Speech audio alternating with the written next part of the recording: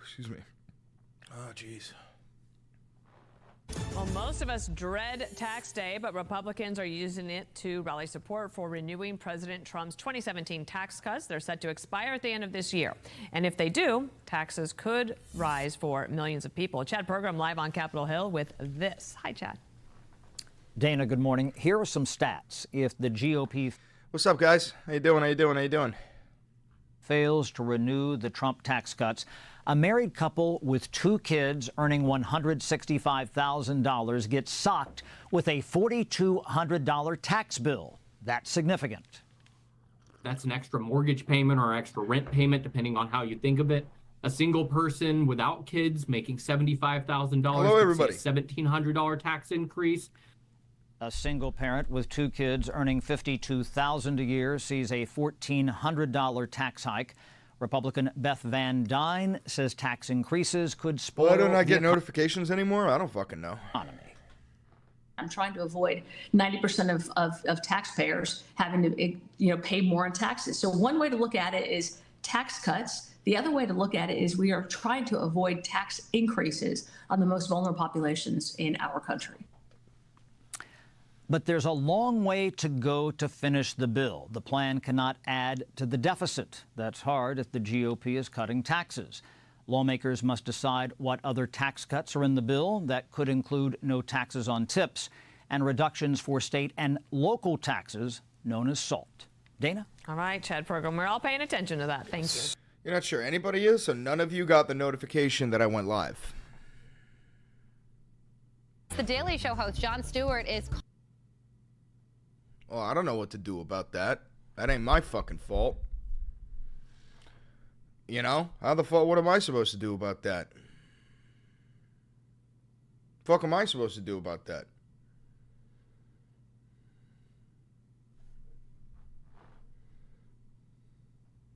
I don't know what to do about that.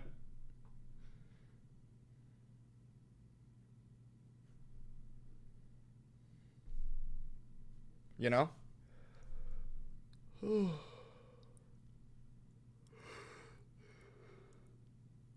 Let me see something.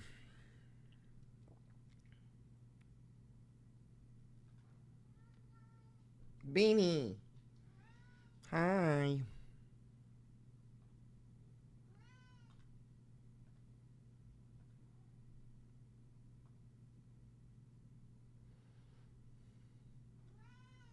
Hi, Bubba.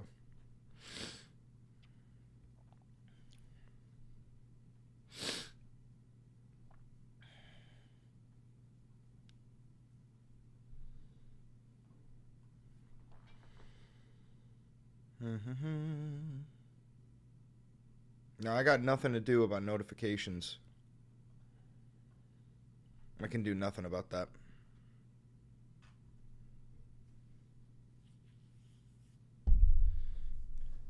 What up, Discord squad, though? What up, Discord squad? Bean. You want to come up, Bean?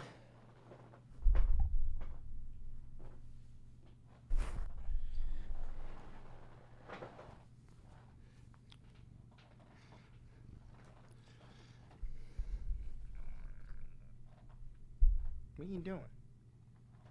You gotta say hi. They can't see your face.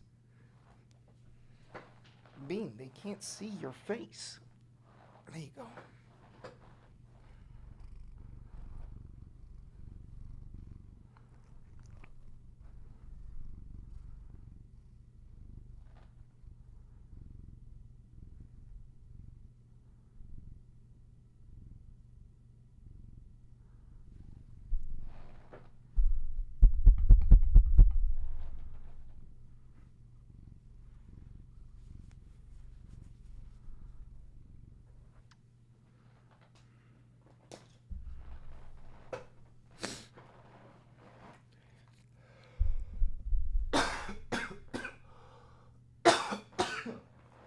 Oh, jeez.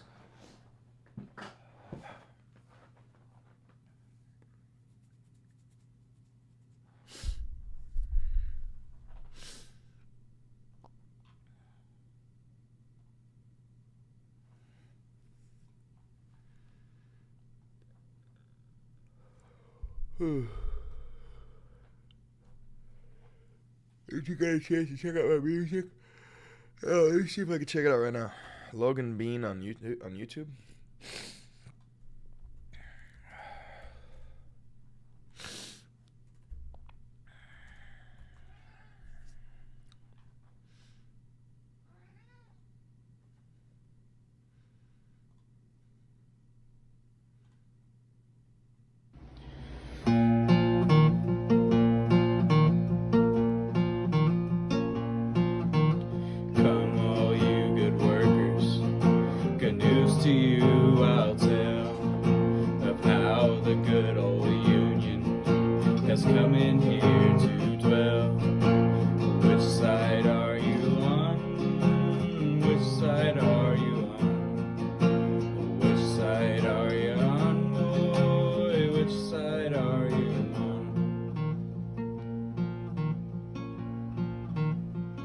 This is great. You need a mic, though. Your guitar is very loud. Get yourself one of these. My daddy was a miner, and I'm a miner's son. I'll stick with the Union to every battle's won. Which side are you on? Look at his fucking shirt, bro. Look at his fucking shirt. It's a bunch of frogs wearing silly hats. Which side are you on? Which side are you on, boy? Which side are you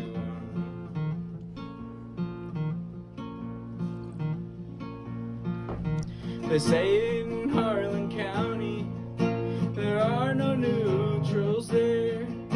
You'll either be a Union man or a thug for J.H. Blair. Which side are you on? Which side are you on? Which side are you on, boy? Which side are you on?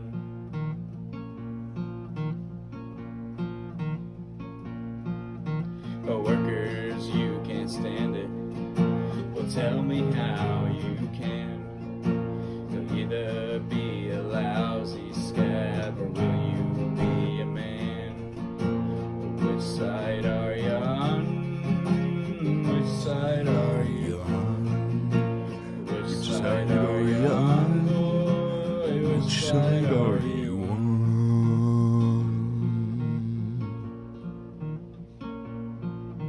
Don't scab for the bosses. Don't listen to their lies. Us poor folks haven't got a chance unless we organize. Which side are you on? Which side are you on? Which side are you on, boy? Which side are you on? Which side are you on? Which side are you on? Which side are you on? Which side are you on? Nice, brother. That was gas.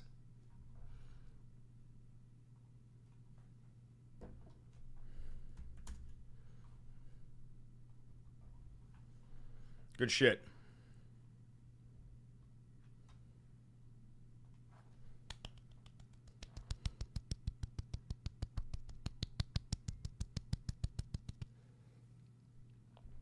That was Logan Bean.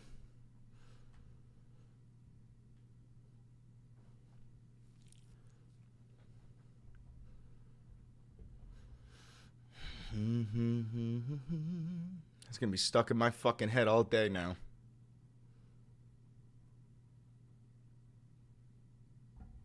Oh yeah, so Project Esther is big news. Have you guys been hearing about this?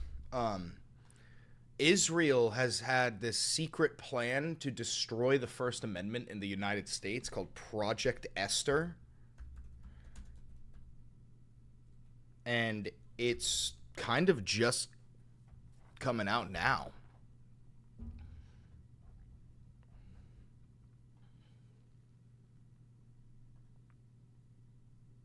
Attacks in the Gaza Strip. Moving toward what Prime Minister... what? Yeah, so Project Esther is it's a secret plan that the Israelis have been practicing. They've been doing it. And I mean, this shouldn't surprise you that the Israelis are, you know, like blackmailing everybody in America, or all of our politicians. Fucking Beans is beating the shit out of the window right now.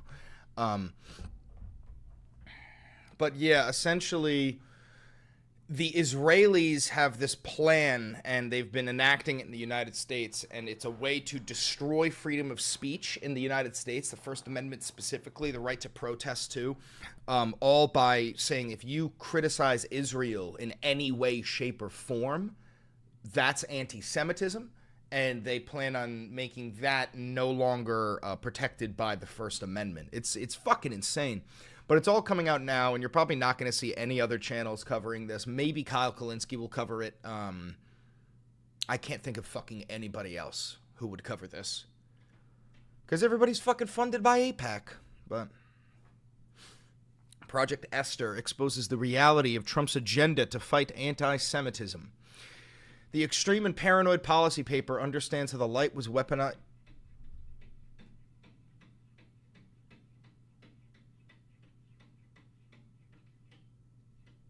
Beans. What the fuck, dude? What are you doing, my guy?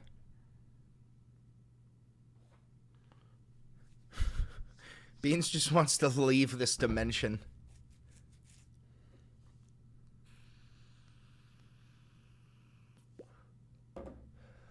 Can't have still breastfeeding? Take the binky. Dip it in some tequila. Give it to the baby. You'll have yourself a nice, quiet 4 hours. President Donald Trump has enacted a raft of suppressive policies, ostensibly designed to combat anti-Semitism, such as cutting off funding to universities that he claims haven't done enough to curb anti-Semitism on campus. But if you look at the little-known playbook that appears to have inspired many of his most aggressive moves, it becomes evident how little it has to do with ending bigotry against Jews. Sir Benjamin Netanyahu calls full control, saying he wants to essentially take over all of Gaza. Israel's military says it struck more than 670 Hamas-related targets in the past week. But the Hamas-run Ministry of Health in Gaza says more than 600 people, mostly civilians, have been killed in 3 days. 600 in 3 days is fucking insane. That is a massive increase in the death rate than it was previously. 600 people in 3 fucking days is nuts. You can't do that by accident, just so you understand. You cannot accidentally kill 600 women and children in 3 days by mistake. That's not possible. Did you hear China's threat? No. What is China's threat? Orda al-Shar's family killed in an Israeli airstrike in an area Israel calls a safe zone. We're exhausted. Get us out of this. She says we can't live any longer. But one family's prayers have been answered. I don't give a fuck about Hunter Biden news. Who the fuck cares about Hunter Biden news? When Hamas freed him last week, Adnan Alexander became the last known living American hostage to leave Gaza. You must have imagined that moment of reunion so many times. Did it live up to how you imagined it? It was better than I imagined it.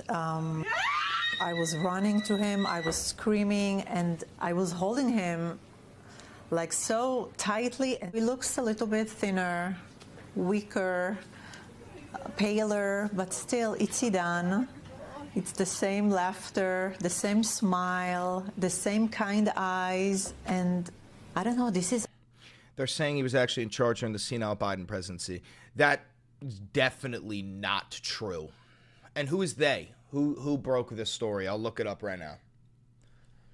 But if you think that Hunter Biden was in charge of the United States, you're an idiot, dog.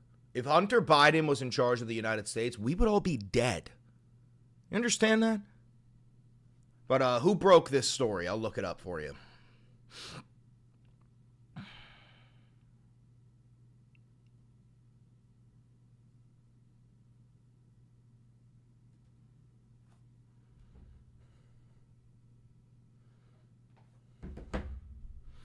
Who broke the story?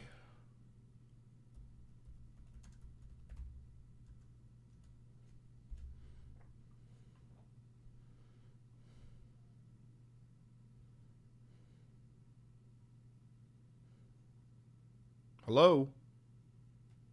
Where did you go? What the fuck? All right, back to this. It's our boy, you know. It's amazing.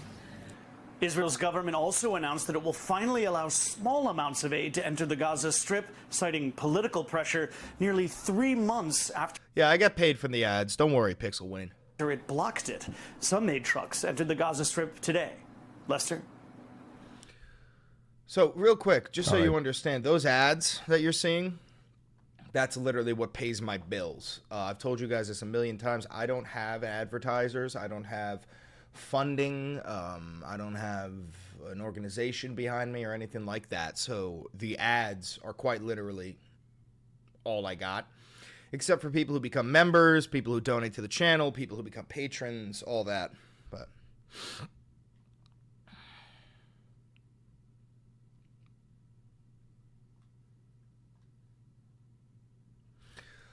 so, the playbook is called Project Esther, a policy paper created by the Heritage Foundation, arguably the most influential right-wing think tank of the Trump era. Heritage also produced Project 2025, the extreme policy manifesto that has shaped much of Trump's agenda. Project Esther is kind of miniature Project 2025, offering guidance on using authoritarian tools to crush criticism of Israel across the country.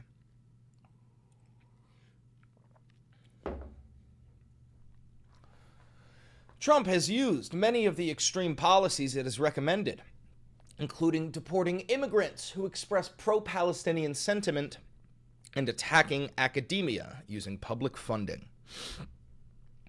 There was some reporting on Project Esther before Trump entered the White House, although it got relatively little attention. But new reporting from the New York Times details how it came together and lays out how much of Trump appears to have hewed to it. The White House didn't respond to the Times' query about Project Esther's influence, of course they didn't, on its goals, and the Heritage couldn't confirm its influence. But a co-author of Project Esther told the Times he believed it was, quote, no coincidence that we called for a series of actions to take place privately and publicly, and they are now happening. The Heritage Foundation formed an anti-Semitism task force on October 7th, 2023, after the October 7th, 2023 Hamas attacks on Israel, which helped lay the groundwork for Project Esther paper. Strikingly, only one of the 4 people who started the task force was Jewish, according to the Times, while 2 of them were Christian Zionist leaders. The task force was joined by mainly conservative and Christian organizations rather than Jewish organizations. You guys want to hear a scary fun fact? There are more Christian Zionists in the United States of America than there are Jews on planet Earth. I'm going to say that again. There are more Christian Zionists in the United States of America than there are Jews on planet Earth. Okay? If you ever want to understand why Israel is as powerful as it is not because of Judaism. It is because of Christian Zionists in the United States of America who truly, some of them are evangelical Christians, and they truly believe that the only way for Jesus Christ to return as the Messiah is if the Jews own all of Israel, greater Israel, the biblical Israel, meaning they have to own all of Palestine, they got to own Jordan, they got to own that entire area, and then and only then will Jesus Christ return to bring about the end times. The rapture will happen, and all the good God-fearing Christians will have their clothes removed from them as they float up into heaven.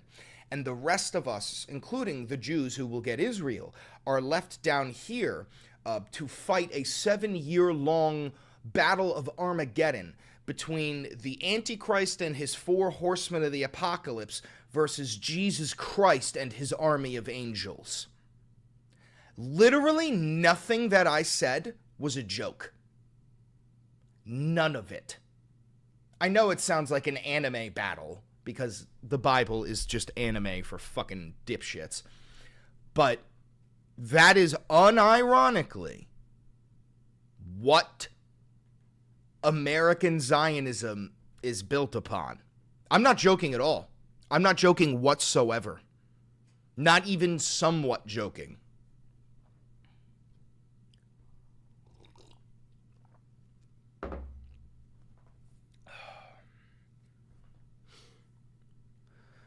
As a person who was raised heavily Christian, Chris is not wrong. This is very true, especially in southern states. I was also raised Christian, but I was raised Episcopalian. I was raised Catholic, and then we converted to Episcopalian. Normal Christians don't think like that. These people are mentally unstable.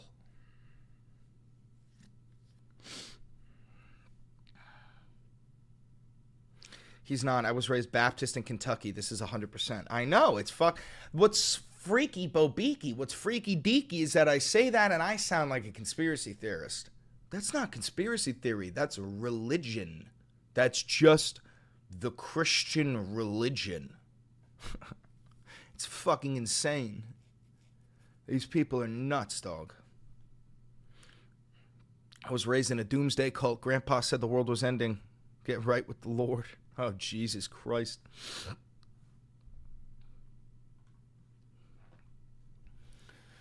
In a pitch deck that Heritage used to entice donors for the task force, George Soros, a Jewish billionaire and the boogeyman at the center of countless anti-Semitic conspiracy theories, is listed at the top of masterminds behind what it calls an anti-Semitism, quote, ecosystem, as Forward reported in 2024. That deck also singles out Jewish Voice for Peace, a progressive Jewish organization known for its organization of protests that criticize Israeli policy, at the top of its list of organizers contributing to the anti-Semitism ecosystem.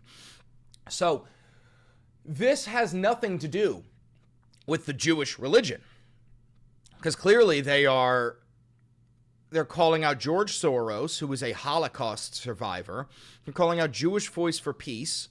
They only care about criticizing Israeli policy. That's it.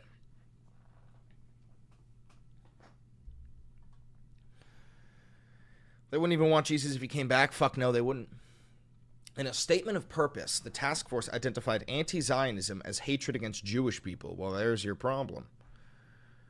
John Oliver says, sorry I'm late to the party anyway. Trump's Golden Dome defeats MAD because now America can strike first without fear of retaliation. There's a reason Russia, China, Iran, etc. don't have it. We have anti-missile defense systems to shoot down hypersonic missiles. It already exists. I know that Trump made it seem like we don't have that. We do.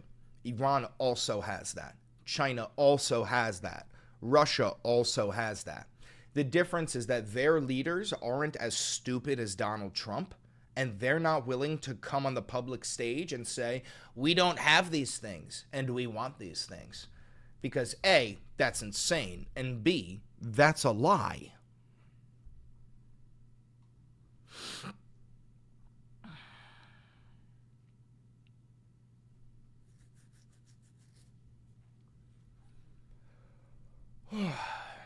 Okay. Even though there's been a long tradition of anti-Semitism across the international Jewish community, and it isn't inherently anti-Semitic to criticize the ideology of Zionism. Well, tell that to Benjamin Netanyahu and the rest of the Israeli genocide heirs. In other words, this anti-Semitism task force was giving heavy Christian Zionist vibes. Not gonna lie, I was very confused. If y'all already missile defense system, then what's the actual point of the Golden Dome? Money! Money! Billionaires making more money.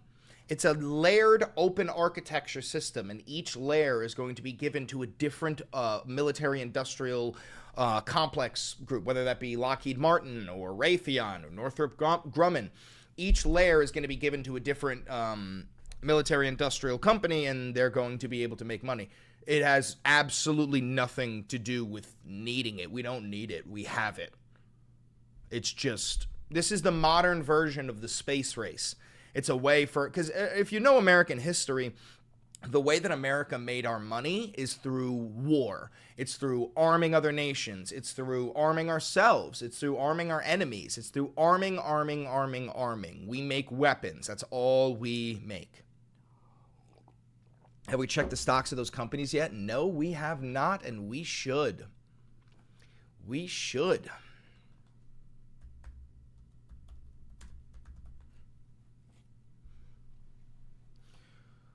That doesn't make sense.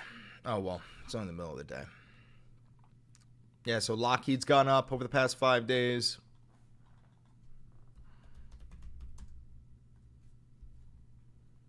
Anything on stock?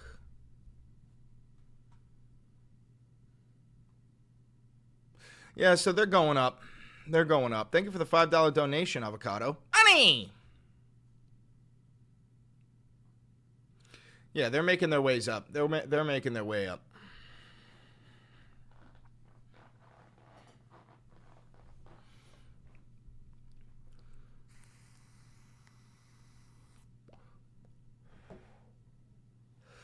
Christian Zionists view their unconditional support of Israeli policy and Israeli expansionism as a spiritual duty. John Hagee, a pastor and chair of Christians United for Israel, has espoused repugnant anti-Semitism beliefs.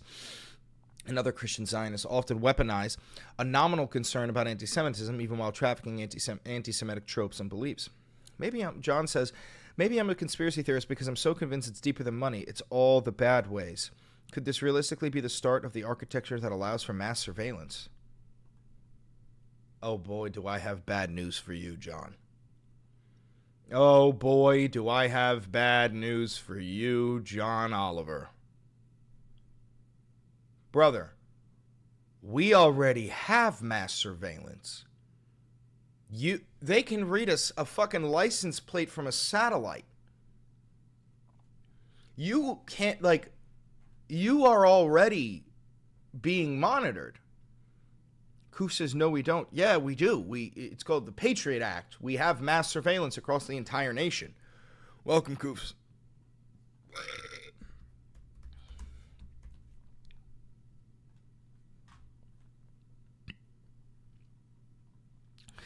Patriot Act. Key provisions. Expanded surveillance. The act broadened law enforcement's ability to conduct wiretapping and monitor electronic communications, including email and voicemail. This also goes much further than that. But we already have the technology to read license plates from satellites in space.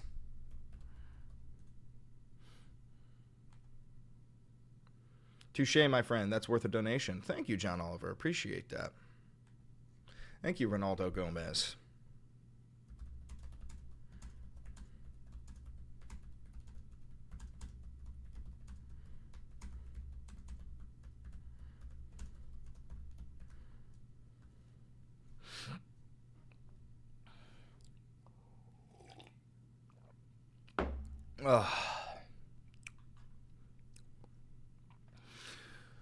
The United States government, through agencies like the National Reconnaissance Office, operate highly classified reconnaissance satellites with far superior capabilities. These spy satellites have a resolution that is not publicly disclosed, but it is believed that they could achieve resolutions in the range of 10 centimeters. Holy fuck. American satellites can read a license plate, identify a vehicle, spot vehicles, track their movements, identify their make, model, and unique features. Holy shit. The United States likely possesses the most advanced satellite reconnaissance technology in the world. The ability to consistently and reliably read a license plate from space is largely unconfirmed, but with public available data, it suggests that it is possible. Jesus Christ.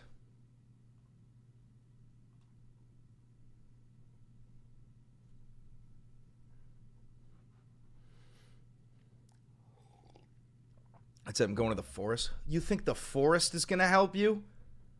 Do you not know what LiDAR is? Forest ain't going to fucking help you. You out of your mind?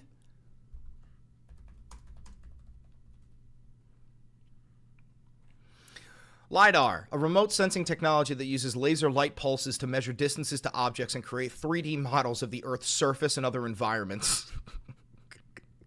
You're not going to fucking... You can't hide from shit, dog. You can't hide from shit. You ain't hiding. You ain't hiding. Nobody's hiding. Nobody's hiding.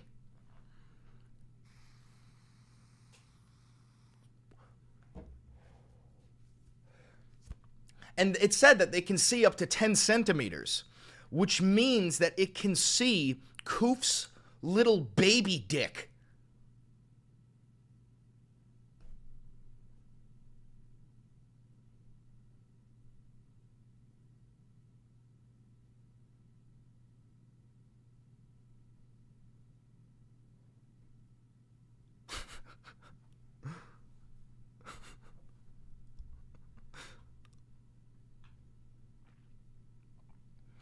Hi, Matthew.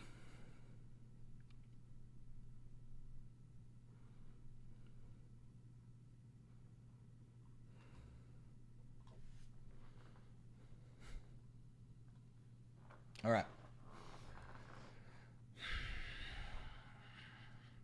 So Emily Tankin wrote for MSNBC in her assessment of Hagee's appearance at a rally to support Israel in 2023, quote, "One can support Israel and also spread anti-Semitism," of course.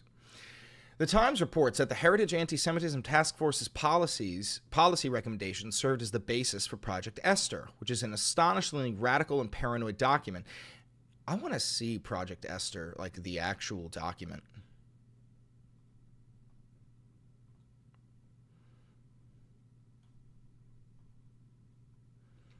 Where's the document?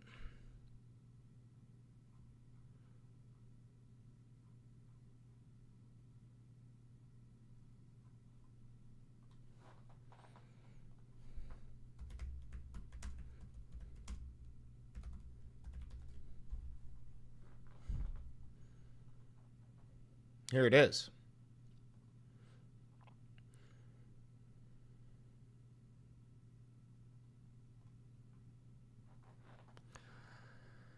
Oh, Jesus Christ. Purpose. Named after the historic Jewish heroine who saved the Jews from genocide in ancient Persia, Project Esther provides a blueprint to counter anti-Semitism in the United States and to ensure the security and prosperity of all Americans.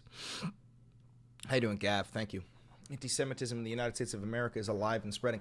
By the way, this is what you're going to start seeing a lot from Nazis and fascists, is they will guise their hatred of Jews behind the understandable criticism of Israel's genocide. These people do not hate Israel the way that you hate Israel. These people hate Israel because it's full of Jews. It has absolutely nothing to do with Palestinian liberation. Anti-Semitism in the United States of America is alive and spreading. Hamas's October 7th, 2023 terrorist attack in Israel laid bare existing anti-Semitism across the world. I don't give a fuck about the introduction. I want the statement. The intent. Our intent is to organize and guide all willing and able partners in a coordinated effort that employs all available resources to combat the scourge of anti-Semitism in the United States. Our hope is that this effort will represent an opportunity for public-private partnership when a willing administration occupies the White House. By the way, do you know why we had such a shit show of time to care for veterans of the Vietnam War? Because after World War II, there were too many vets with PTSD, so they shut down all research. Yeah, makes sense. Makes sense. GG, my friend. Thank you for the $2, John Oliver.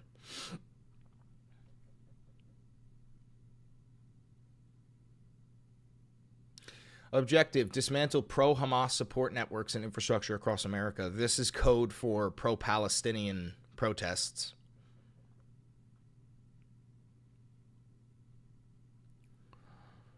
Oh, Jesus.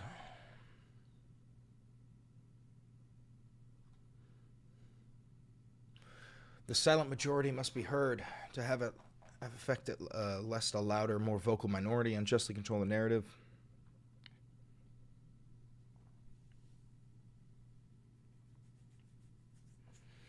Dude, this is absolutely written by Nazis. I'm not kidding. Only Nazis say the word Jewry. That is all you need to see. This is a Nazi word. Jews do not use this word.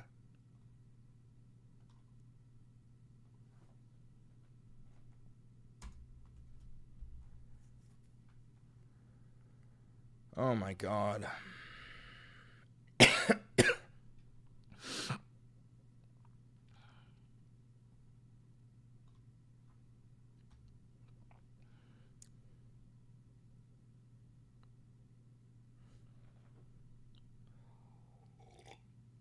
Yeah, that's a Nazi's word if I've ever seen one. It is.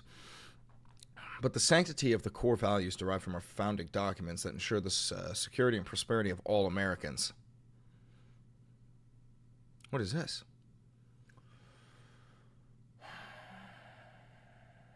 The victim status of the oppressed in this view grants them license to pursue any course of action. Jews, Israelis, and all proud Americans in this case have been cast in the role of the implacable oppressors, and the Palestinians, Arab, or Muslim in the role of their victims.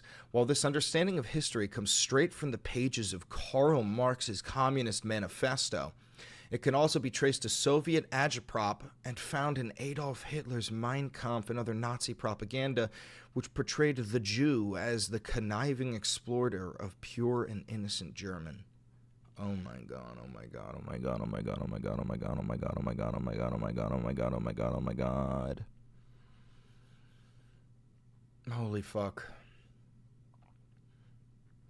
The rallying cry of these pro-Palestinian organizations, quote, from the river to the sea, Palestine will be free, begs the question, free from what? Free from Hamas? Free from a corrupt Palestinian authority? To the contrary, Hamas's actions and their refusal of these, quote, pro-Palestine groups to hold Hamas accountable for its October 7th murder and atrocities have made clear that both Hamas and the broader Palestinian movement simply want to lay claim to Israeli territory and free it of Jews. Every accusation is a fucking confession with these fucking people, dude. Dude, Benjamin Netanyahu has literally said he wants to conquer every last square inch of Gaza. They are in the process of moving 2.3 million people out of the territory. This is insane. Sclavi says, like you support Hamas, you not a partoit? I'm pretty sure you meant to say patriot. No, I don't support Hamas, but I also don't support Israel's genocide of over 200,000 women and children. And I understand the need for some sort of resistance force, you know?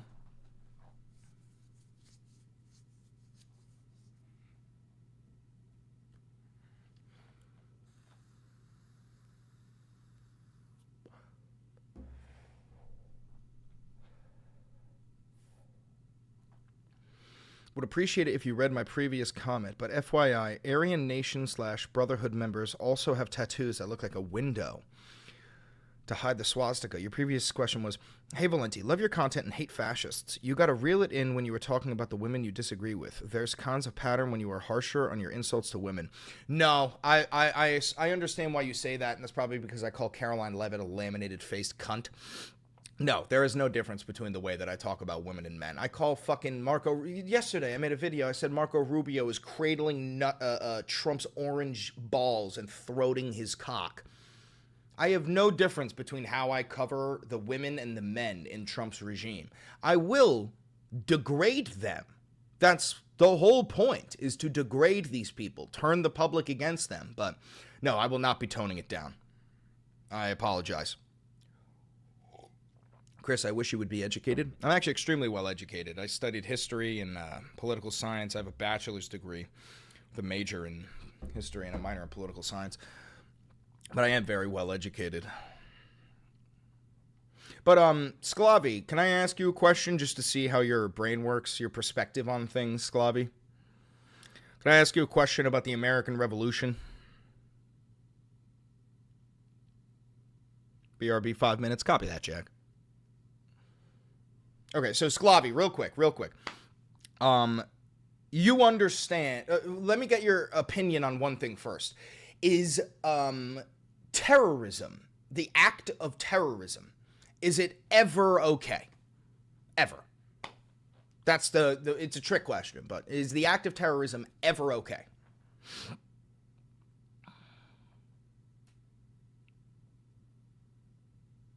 It's never okay. Okay, so Sclavi, now hear me out. Do you understand that the United States of America used to be the 13 colonies owned by the British Empire? I'm assuming you know that. I don't think you're that fucking stupid. You know that, right? The 13 colonies were colonies. They were British colonies. You understand that, right?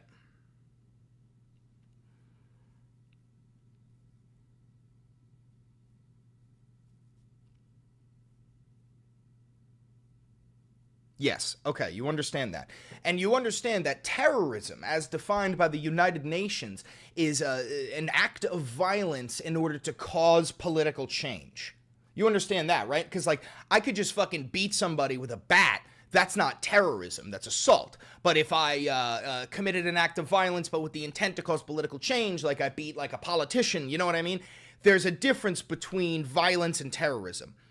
But it's different. I'm not asking you to compare them, Sclavi. I'm just asking if you understand what terrorism is and what the 13 colonies were. You understand those two things, right? This isn't a gotcha, dude. This is just me talking with you. You don't need to get defensive. Okay, so here's my thing. By all accounts, by all definitions, and even by historical analysis from British documents, like King Henry and all this shit, or sorry, King George, the founding fathers of the United States of America, George Washington, Thomas Jefferson, John Adams, all these people, they were terrorists by definition. They had warrants for their arrest. If they were ever extradited to England, they would have been executed and hung. If the British won that war, they would have gone down in history as traitors and terrorists, okay? Now, all I'm trying to... Now, here's my second question. Do you believe that the founding fathers and the American Revolution was a good thing? Because I do. I believe that our founding fathers were overall good people, and that the American Revolution was a good cause. Do you believe in that as well?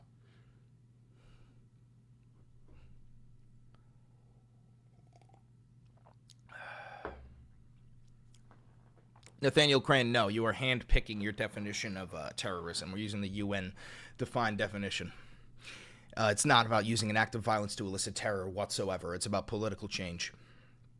Yes, of course. Okay, so Sclavi, what you're saying is you understand that there are some moments and times in history and people who have used terrorism for good, and that you live in the good consequences, the remnants of a revolution, of an act of terror. So you do it, and I'm not saying you got to compare that to Hamas. I'm not saying Hamas is like the founding fathers. But what I am saying is that you clearly are okay with terrorism in some cases, but you're not okay with it in others. That's all I'm asking.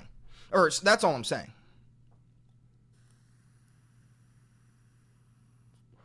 That was civilians. I don't know what you mean by that was civilians. You're going to have to clarify on that.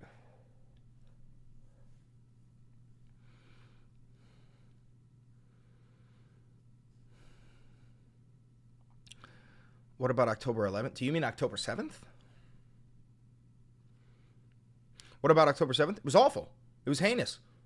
Hamas went over. They killed, what was it, like 800 Israeli soldiers and like 400 civilians. Some shit like that. I think 12 or 1,300 people. It was terrible. It was fucking heinous.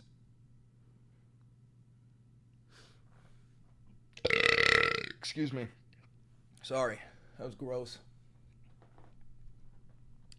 So Israel has the right to fight terrorists, right? If Israel decided to send in special operations groups to go fight Hamas, I really wouldn't have a problem. But that's not what they're doing, and I'm pretty sure you know this. They have been using drones and bombing Palestine to the point where 200,000 civilians have died. If you want to go in and fight Hamas, because I'm sure you know there's only between 30 and 40,000 members of Hamas, and Israel has already killed 4 times that number, but of civilians, because they took over the Strip. So let me just ask you a basic question, Sclavi.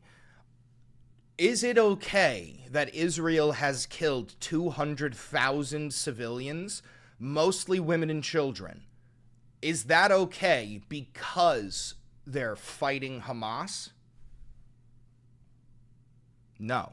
Okay. So you understand that Israel is committing a genocide. They're slaughtering civilians. They're ethnically displacing 2.3 million people. They're conquering their ancestral home.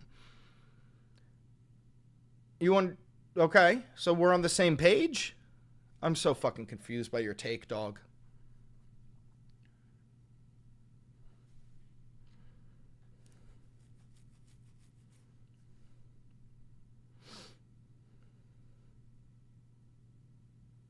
Civilians die a lot in war, but the principle of Israel is right.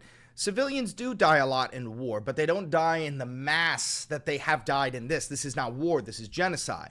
200,000 civilians dying in this short amount of time is not war, especially when we're talking about Israel, who has the best snipers on planet Earth, the best Air Force on planet Earth, some of the best technology.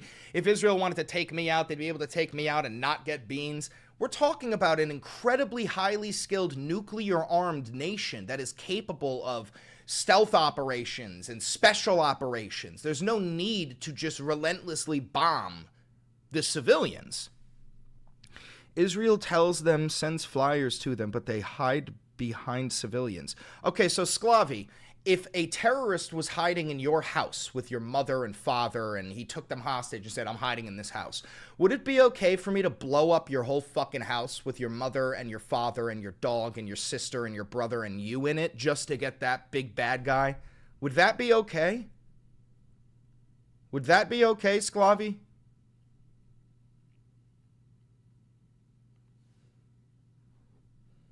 Well, no. Okay, so you start, and now here's the thing. Now, Sclavi, what if, I don't know, have you lived in your house for a long time? Like, the house that you grew up in, has that been owned by your family for a very long time? Do you own land? Does your family own any land? Are you a landowner?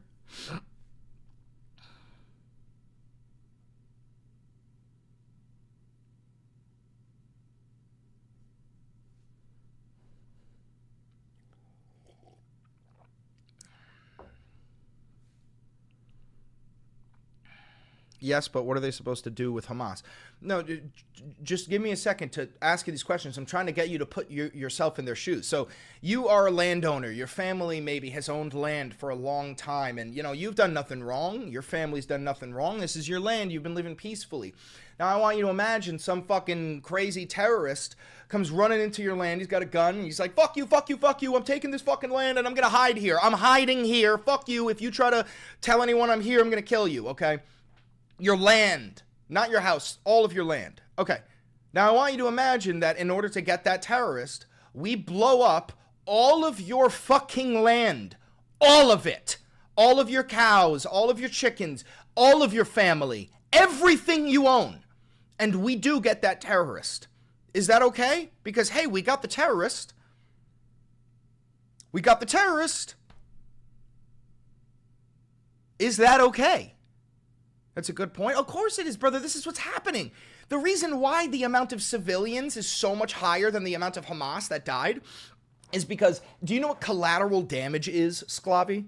You've probably heard the term. Do you know what collateral damage is?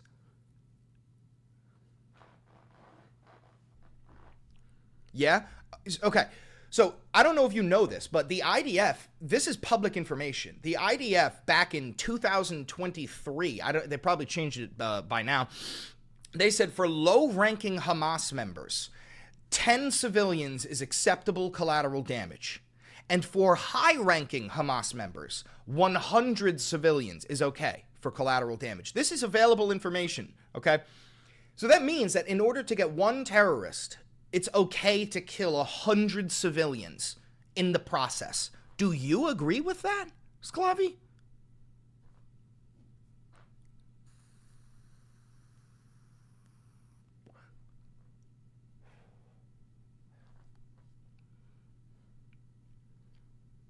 Acceptable margins of unintentional casualties. Exactly. Exactly.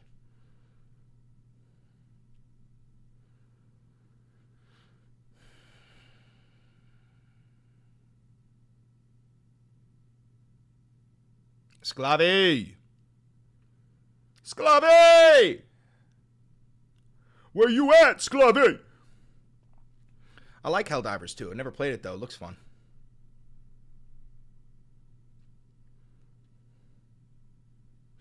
In the U.S., it's usually 0 unless it's like Osama bin Laden or the dumbass or a commander. Well, I mean, officially it's 0, but that's never the case. I mean, we killed 2 million fucking civilians in Iraq. Sclavi! Sclavi. Sclavi. Sclavi. I'm hoping Sclavi doesn't feel bullied here. I actually am enjoying this conversation with him. I think that he's operating in good faith right now. I don't think he's like some hate-fueled fucking jackass.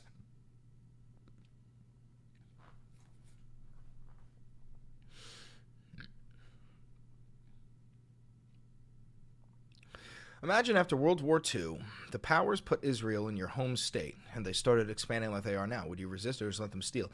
Even simple math will tell you it doesn't make sense, Slavi. The ratio 1 to 4 for every terrorist and civilian kills is unjust, which shows a positive correlation with ethnic cleansing of innocence. It won't let me send the message. There's the text. That's not up to me, brother. You're going to have to find a way to rephrase whatever you're trying to say. You're going to have to find a way to rephrase it.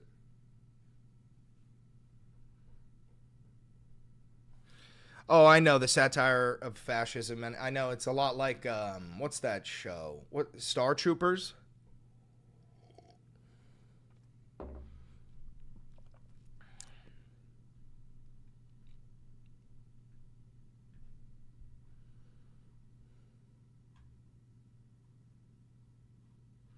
Hamas shoots things at Israel but hides behind civilians. Sclavi, we just went over this. You're right, they do that, and Hamas is bad. But them hiding behind civilians does not give the IDF carte blanche to just murder civilians in order to get them. Them hiding behind civilians is putting Israel in between a rock and a hard place where they have to choose whether or not they're willing to shoot through a hostage in order to get the bad guy. And they've decided that they're okay with shooting through the hostage. So what do you suppose they do? Send in special operations teams, special forces. Israel has some of the best soldiers on planet Earth, bro. This isn't even debatable. Israel trains a lot of American forces. They have the best snipers. They got the best air force. And they have drone technology. If Israel truly wants to go and root out Hamas, send in boots on the ground and pick them from the root. Don't bomb them from above when you know that they're hiding down below. It doesn't make sense. All you're going to do is kill fucking civilians. Best soldiers on planet Earth. No, they don't. Quit perpetuating that myth. No, they do. They have some of the highest trained soldiers on planet Earth. The Israeli Air Force is notorious for winning wars in 7 days. This is not debatable. You can hate Israel all you want, but they have one of the best militaries on Earth. I fucking hate Israel. Has nothing to do with the fact that they have incredible military. Again, I'm not the most educated on this topic. That's fine, but dude, Israel is not like Iraq. Israel is incredibly well-funded, well-armed, well-trained. They don't have to be bombing the ever-loving fuck out of Palestine to do this. Especially when most Palestinians don't even like Hamas. It's not like they're going to fucking stand in the way.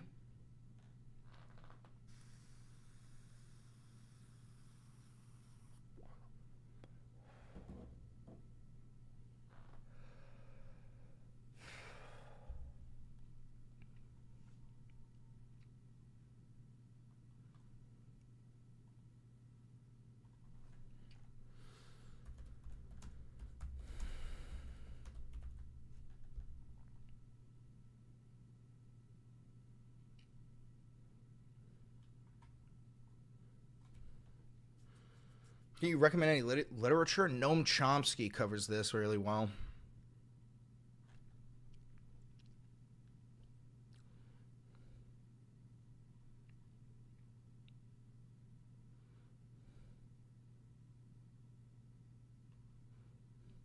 But I guess we'll move on from the topic with one final question for Sclavi, because at the end of the day, my belief is this.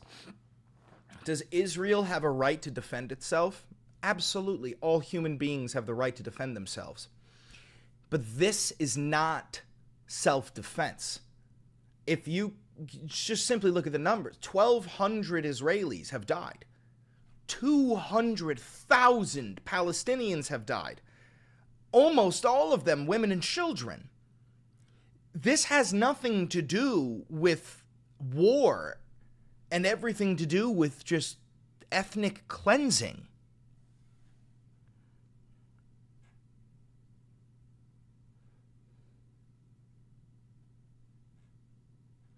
Israel is ranked 4th in having the best military. Yeah, that's pretty damn high.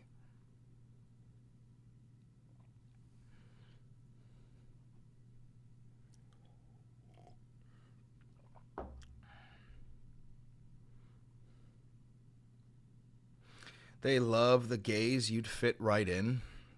First of all, I'm not gay. But second of all, yeah, so part of the reason why in Palestine they have such a homophobic tendencies because they have never been given the chance to expand their education. All of the schools have been blown up, and 75% of the people living in Gaza are under the age of 25. 50% are under the age of 15. They don't get the chance to learn. Talking to Nathan, copy that. But they don't get the chance to learn.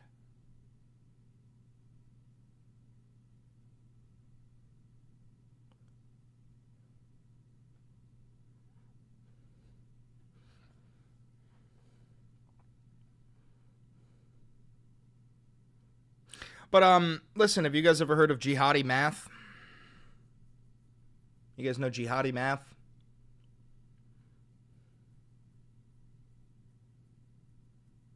No? Jihadi math is the math that you do when you're fighting against terrorists. See, usually 1 minus 1 equals 0. Okay? But when you're doing... when you're fighting against jihad, when you're fighting against terrorists, 1 minus 1 equals 2. And I know that sounds lunatic, but you have to think about it like this. In the Middle East, a lot of these people have large families, right? And they have large amounts of friends. And let's say there's a group of 10 people, and one of them is a terrorist, right? Just one. Well, if collateral damage is acceptable, people like Israel, the United States, will kill that one terrorist and in the process kill 10 non-terrorists, 10 civilians, right? So that's one terrorist minus 1. You would think it's 0. Well, here's the thing. Now that you've proven that that terrorist had a valid point, right? By showing, oh my God, the American drone just killed 10 civilians to get crazy Uncle Ahmed, right? Now you've created 2 more terrorists, because even though they were on the fence about the whole thing, they thought Uncle Ahmed was crazy. Now that they saw Uncle Ahmed got blown up, and so did all of my nieces and nephews because they were just in the vicinity of him, and that's apparently okay, now you've created 2 more. That's what jihadi math is.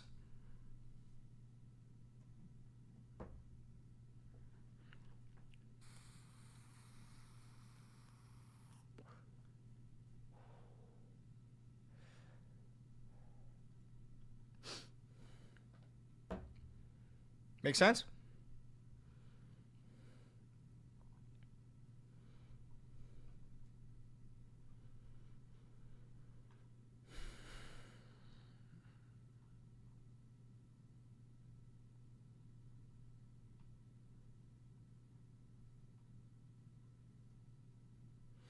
You ever heard of NASCAR math? No.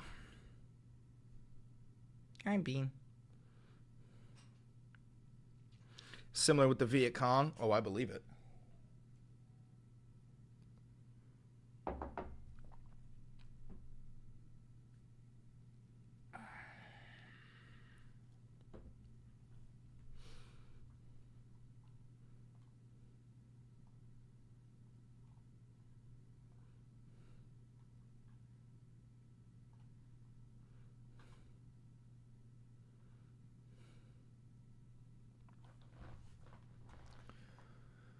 Oh, Jesus. This is so fucked. I think I'm going to make a video about this.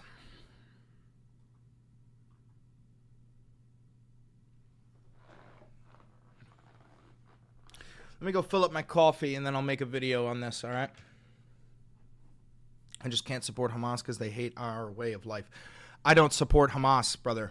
Sclavi, you are very confused. I don't support Hamas. I support Palestinian liberation. I support a free Palestine. I support these people being allowed to live on their fucking ancestral land without being bombed to smithereens. This has nothing to do with being pro-Hamas. I'm not pro-Hamas. Anyway. Yeah, my dad used to say that, Gemini. My dad fought in Vietnam. He used to say the only way that you know that they're a VC is because they're dead. All right, I'm going to go fill this up. Be right back.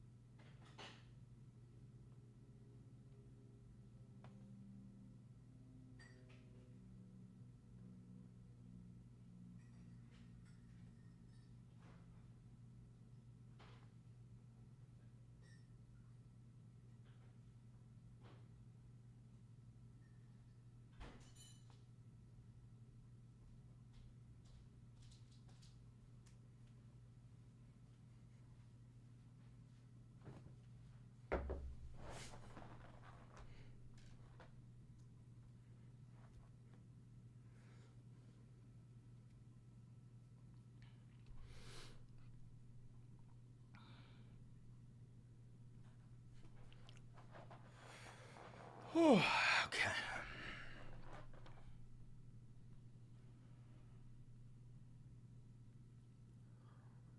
Fucking coffee ground.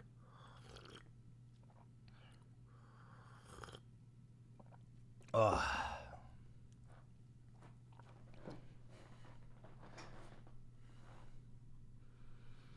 The Constitution? Are we going to talk about the Constitution?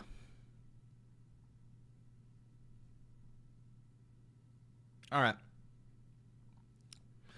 You guys ready to make a video? You guys down? Down for the funk? Who do you vote for, Chris, in 2028? How the fuck do I answer that? We don't even know who's running. We don't even know who's running, dog. How the fuck am I supposed to answer that?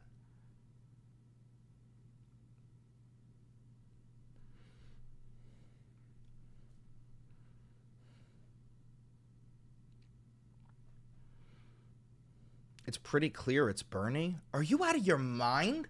Bernie himself said he doesn't want to run. He's 83.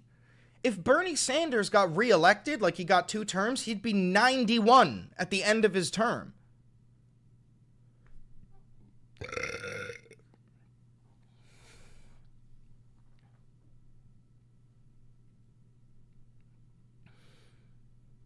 Oh, you just noticed the replica ray gun? Yeah, it's pretty sick. I also got Luke Scott. I got Darth Vader's lightsaber there, too. When are you running for president? 2032. I will vote for Trump in 2028, says Sclavi. Sclavi, you do understand that is a violation of the Constitution, right? You do understand he can't run in 2028 unless we amend the United States Constitution? Do you know that? Do you know that? Not if it gets changed, lol. Okay, so you support amending the United States Constitution for the sole purpose of Donald Trump running a 3rd term? That's what you're saying. You support amending the United States Constitution for the sole purpose of one man running a 3rd term? What? No? Yes. That's exactly what you just said. You support amending the Constitution for the sole purpose of Donald Trump running a 3rd term. You just said that. We can do other ways. What are you talking about, Sclavi? You want Trump to run a 3rd term. You said we can change it. You want to change the United States Constitution so that Donald Trump can run a 3rd term. That's what you're saying. That's what you just said.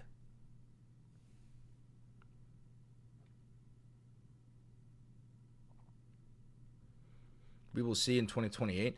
Brother, you don't, like, the Constitution is below Trump in your mind. You care more about Donald Trump than the United States Constitution.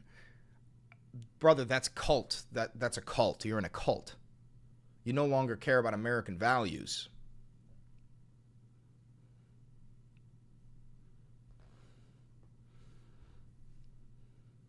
You want to go through the cult test? We have a cult test. And then I got to make this video, but we have a cult test.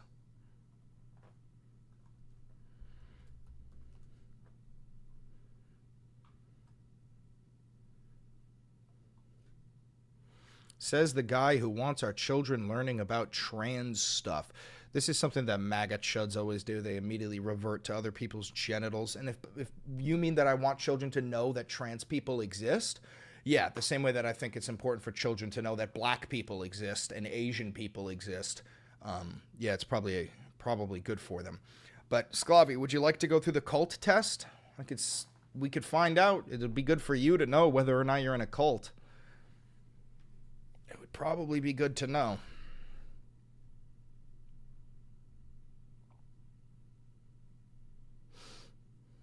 The cult test, LMAO?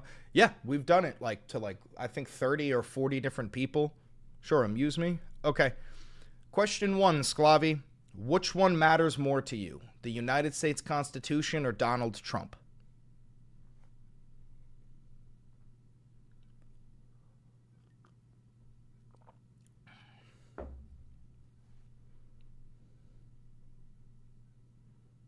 The Constitution matters more. Okay. According to the United States Constitution, you cannot deport United States citizens because we are from the United States. Deporting us would make no sense because you deport somebody to where they're from. Do you agree?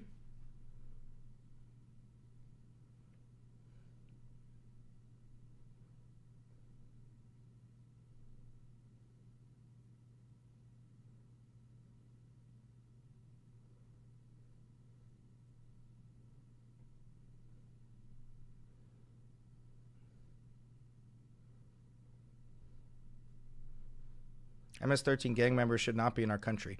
Okay, so try answering the question I asked you. According to the United States Constitution, you cannot deport fully naturalized U.S. citizens, people born on U.S. soil, because that would make no sense. So do you agree that you cannot deport somebody born on U.S. soil? That does not make sense. You can't do that. Yeah, sure. Well, that's unconstitutional. I'm not asking your opinion. That's law. You understand that that is law, right? Not if it's a terrorist. Brother, even if it's a terrorist, if you are born on U.S. soil and you are a United States citizen, you cannot be deported. That's in the Constitution. Cruel and unusual punishment.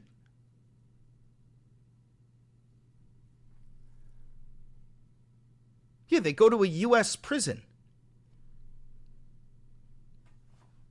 Well, Trump hasn't deported any citizens. He has, and we will get to that. You're still in the cult test. So, question 1 was, you support the Constitution more than Donald Trump, and then 1A was, do you know that this is unconstitutional to deport U.S. citizens? So here's my thing.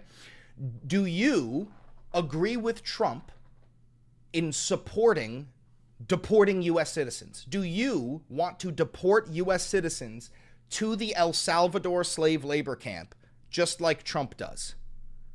Because that is a violation of the Constitution. Do you want to do that? Sure, if they're bad.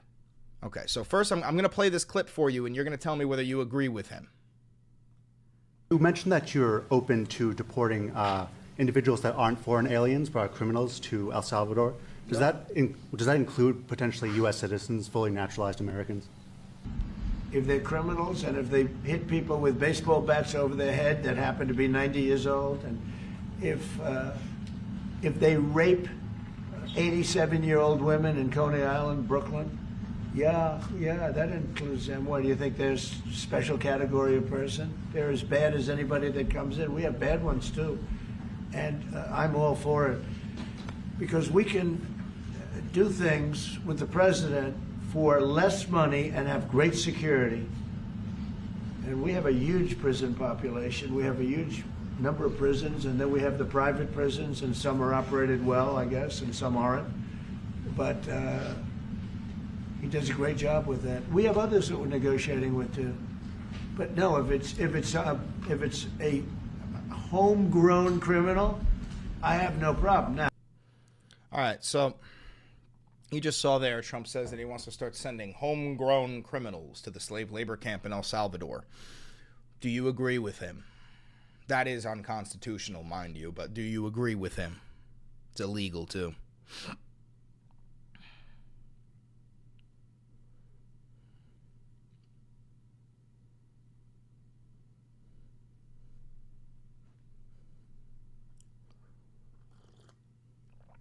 Yeah, sure. Okay, so Sclavi. So far, you said you support the Constitution more than Trump, and now you are saying, fuck the Constitution. Trump said it's okay, therefore it's okay. So on the first round, you lost a point. You chose Trump over the Constitution. Now, in the second round, you are probably also going to choose Trump over the Constitution, but it's very simple. The 22nd Amendment of the United States Constitution says that there is a 2-term limit for anybody holding the office of the President of the United States. Do you want to amend the 22nd Amendment of the United States Constitution for the sole purpose of Donald Trump running a 3rd term? Do you take things out of context? No, I just showed you a clip and it made you feel uncomfortable, so now you're going to start backtracking. So question 2, do you support amending the 22nd Amendment of the United States Constitution for the sole purpose of allowing Donald Trump to run a 3rd term?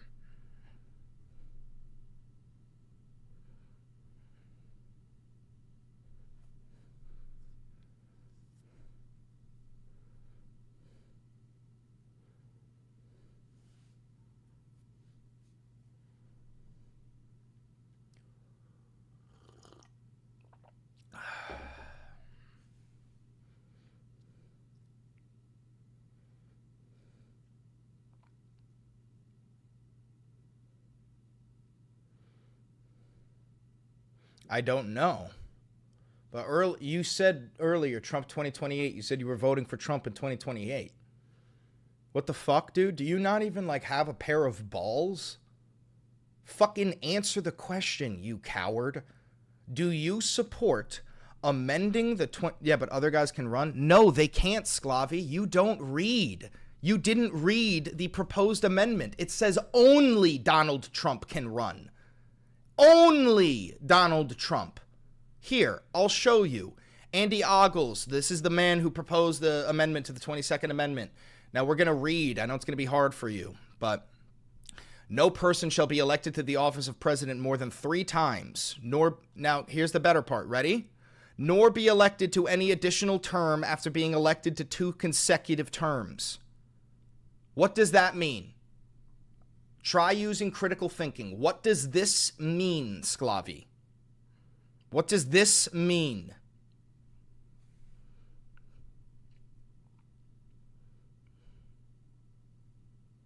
I don't know, dude. This means that Barack Obama cannot run against Donald Trump. It means that George W. Bush cannot run against Donald Trump. It means that Bill Clinton cannot run against Donald Trump. It means nobody can run against Donald Trump. What the fuck are you saying? So I'll ask you one more time. Do you support amending the United States Constitution for the sole purpose of one man, Donald Trump, running a 3rd term? Yes or no?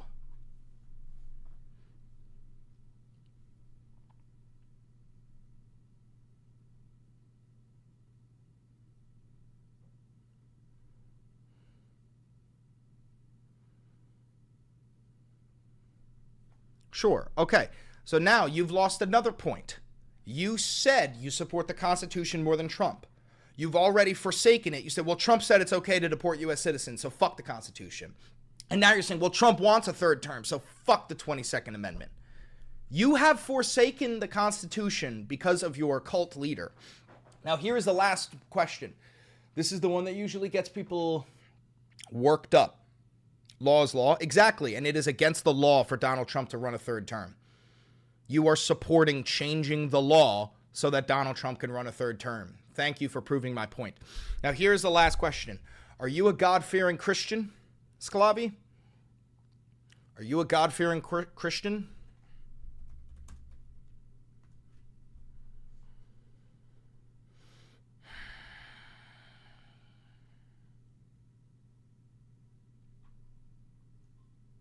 Yes, I go to church every Sunday. Okay, so Sclavi, do you think that 4-year-old children... Thank you, Matthew Pompeo, for becoming a loyalist. Sclavi, do you support 4-year-old children facing deportation judges without their parents or a lawyer? Just the 4-year-old in front of the judge facing questions about their migration status. Do you support that?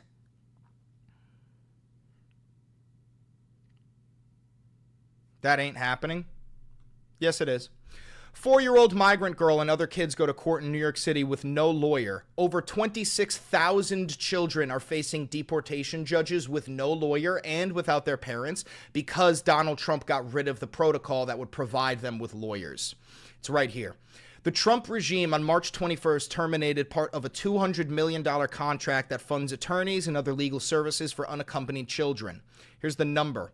The now terminated contract paid for attorneys to represent 26,000 children across the country.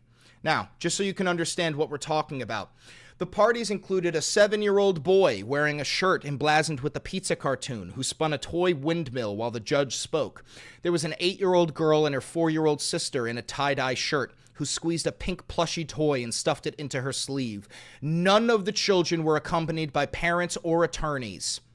So, do you support 26,000 children facing deportation judges without their parents or a lawyer?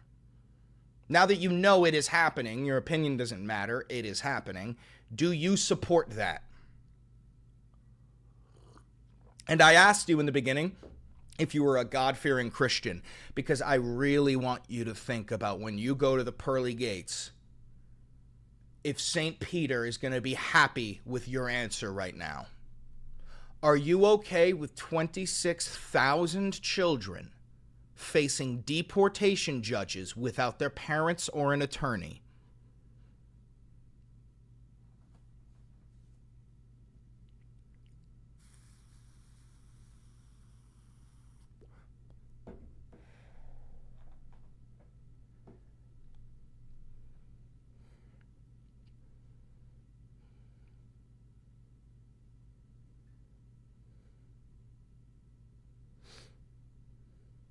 Who wrote this magazine? All right, so try answering the question. Try being a big, brave boy. Do you support 26,000 children facing a deportation judge without their parents or an attorney? Yes or no?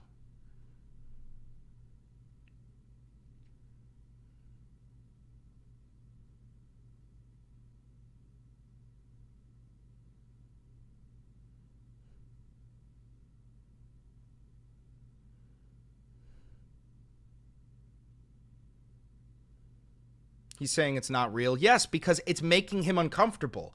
Of course he doesn't support this. If he's actually a Christian, like he says, and he actually cares about people and children, then no, he won't support this. But he can't believe it's real because he supports Donald Trump. So he's like, well, no, it must be fake news. It's not fake news.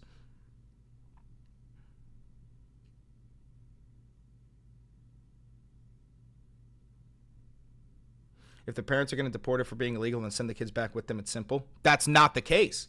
We're talking about 26,000 unaccompanied minors. Their parents aren't here. They don't have parents. And they're facing deportation judges without their parents or a lawyer. They don't get representation. It's a 4-year-old girl representing herself in court. Do you want to hear how the judge speaks to them? The judge has to speak to them like they're babies because they're fucking babies. The judge said, The reason we're here is because the government of the United States wants you to leave the United States. It's my job to figure out if you have to leave. It's also my job to figure out if you should stay. Why don't they get lawyers? Because on March 21st, the Trump regime terminated a $200 million contract that gives these unaccompanied children attorneys. It gives them attorneys. The Trump regime completely got rid of the program. They terminated the entire program.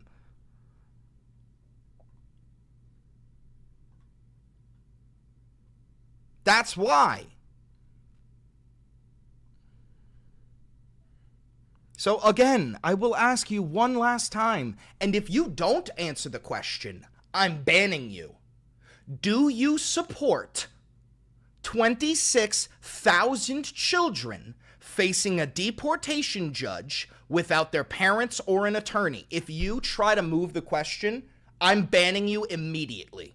You're allowed to answer how you want, but I will ban you immediately if you move the goalpost.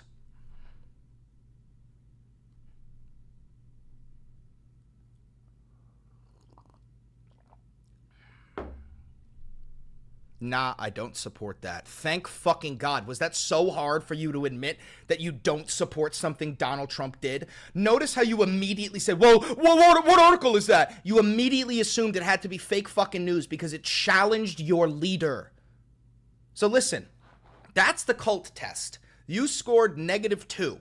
You can go between -3 and +3, okay? You went from 0, you lost 1 point for choosing Trump over the Constitution when it comes to deporting U.S. citizens, and you lost another point for choosing Trump over the Constitution when it comes for him running a third term. You did not choose Trump over Christian values when it came to these children. So essentially, the one thing holding you from becoming a full-fledged cultist is your Christian values, okay? So I will say this. There is hope for you yet. I don't think that you're a cultist. I think you're a very, very confused young man. I hope that you will choose American values over Donald Trump, but he said, well, that's not me disagreeing with Trump. Yes, it is. Trump supports this, you don't. That's a disagreement. Trump supports this, you don't. That's a disagreement. And why is it so bad for you to disagree with him? Why are you afraid of disagreeing with him?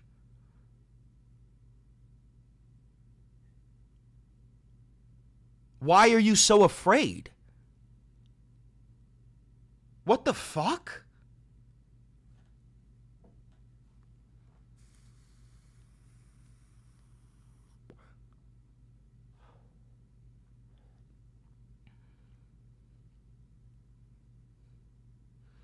Okay, we can disagree with Trump. It's not like we are tied to him. But what? But what?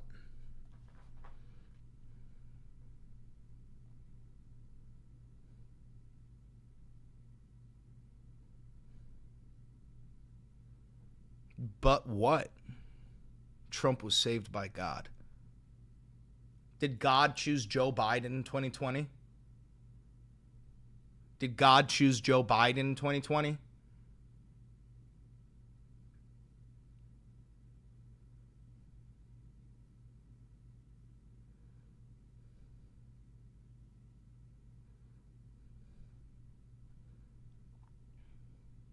That election was rigged as hell, and you know that? No, it wasn't rigged. It's also already been decided by the courts. But even if, hypothetically, let's say, according to you, it was rigged, Biden still ended up the president, and God did that, right? God rigged the election according to you, right? So God planned that out?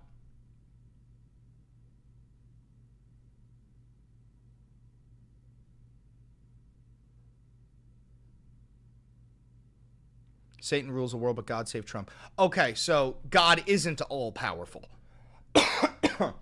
So God isn't all-powerful.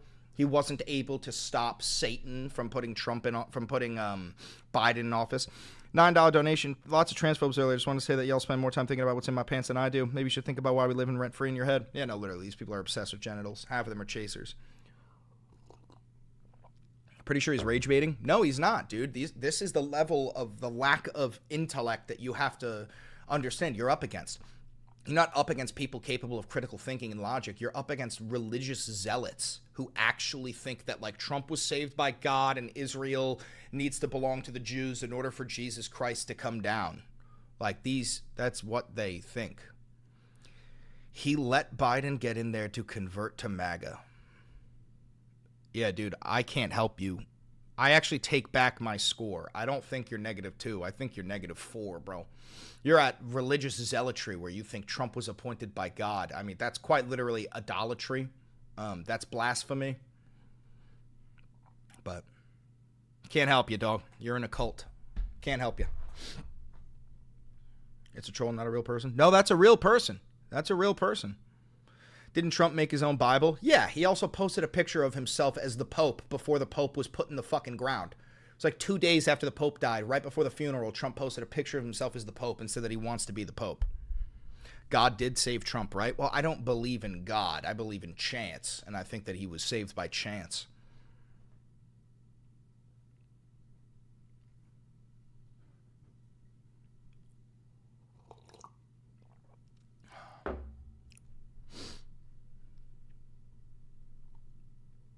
And I will tell you this.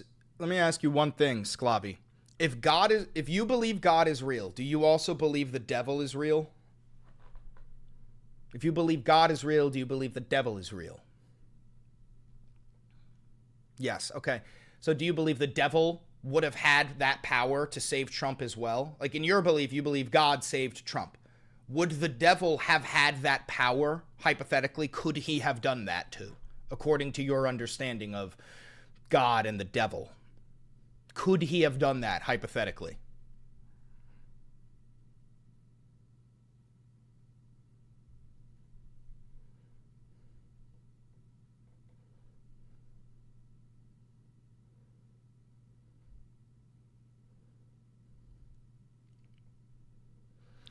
God can let Satan do things. Look at the book of Job, but God reigns supreme.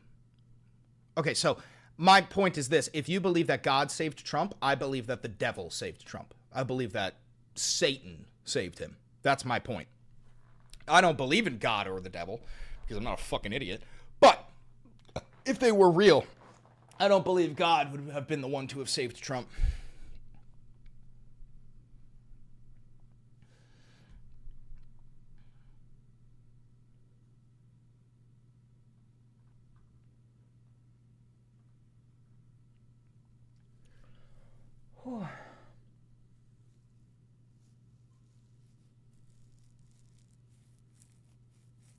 You think all Christians are idiots? Yes, I do. I was raised Christian. I do think that. I think all anybody who's genuinely religious, like they actually believe in the stuff in their holy book, yeah, I do think they're an idiot. I do mean that. I don't care if you're Muslim, Jewish, Hindu, Christian, I don't give a fuck. If you genuinely believe in your holy book, I think you're an idiot. So all the Christians in the chat, what do you think about that? Yeah, go ahead. Christians, what do you think of the chat?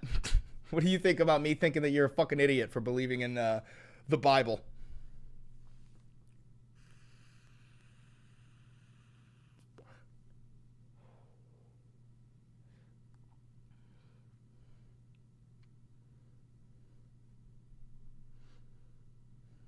Free speech. Thanks, bro. Preach.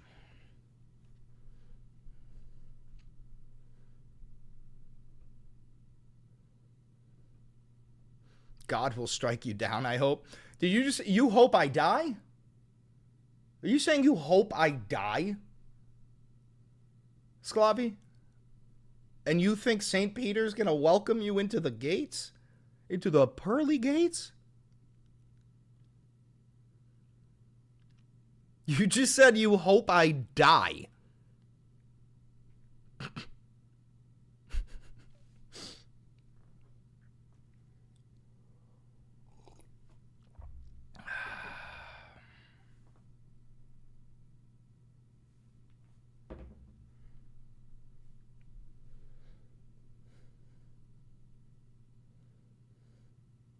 Good morning, Cool Cat. Good morning, good morning.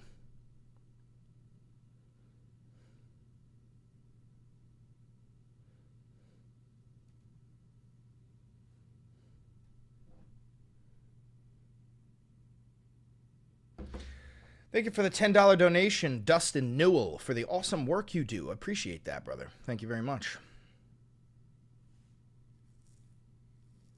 It was a joke? No, it wasn't. Now that you're realizing that it was riddled with hate and that your God and Jesus Christ would very much so not like that, you're walking it back, but that was not a joke. Why are you pretending that was a joke? Brother, I go through this every day. You're not original. You're not unique. I get death threats every day. 90% of them are from Christian Trump supporters. You guys are the most hateful people in the United States, bar none, by far. I need you to understand something. This behavior is expected from you. Let's fight, Chris. You're proving my point. This is expected behavior from you. Your brain operates like a Neanderthal's. So when you encounter somebody who thinks differently than you, you go, fight me! You are an inferior being. It's not your fault. It's probably the fault of your parents. You know, your mother was probably a whore and your father was a weak man. They came together, they created you, and they raised you. And it's not even their fault. It's the fault of the American education system. It's not your fault. You are the byproduct of a nation that wants you to be this stupid.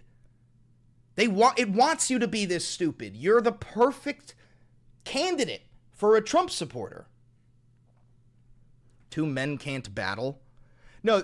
Oh, thank you for the 5 Valenti Videos gift memberships from Harlan Cothers. Congratulations to Kane, Halo Lover 68, Codicius 252, and Pam B 9251. You all just received some free memberships from Harlan Cothers. W. Harlan. What was your point? Two men can't battle. No, you don't have to fight me. That's the point, is we're having a conversation here. Chris, you missed Samantha. Oh, and Samantha with a $5 donation. Here's some money for reasons I don't know, whatever. Thank you very much, Samantha. I appreciate that.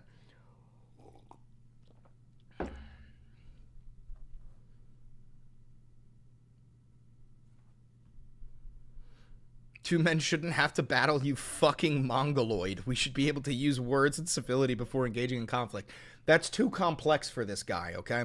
If you disagree with this guy, he just wants to fight.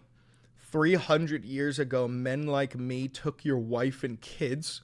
So again, do you really think St. Peter is going to welcome you into the pearly gates when you're fantasizing about raping my wife and kids? That's what you're saying. You're fantasizing about raping my wife and kids. I need you to understand something. I'm not Christian, but Jesus Christ loves me more than you.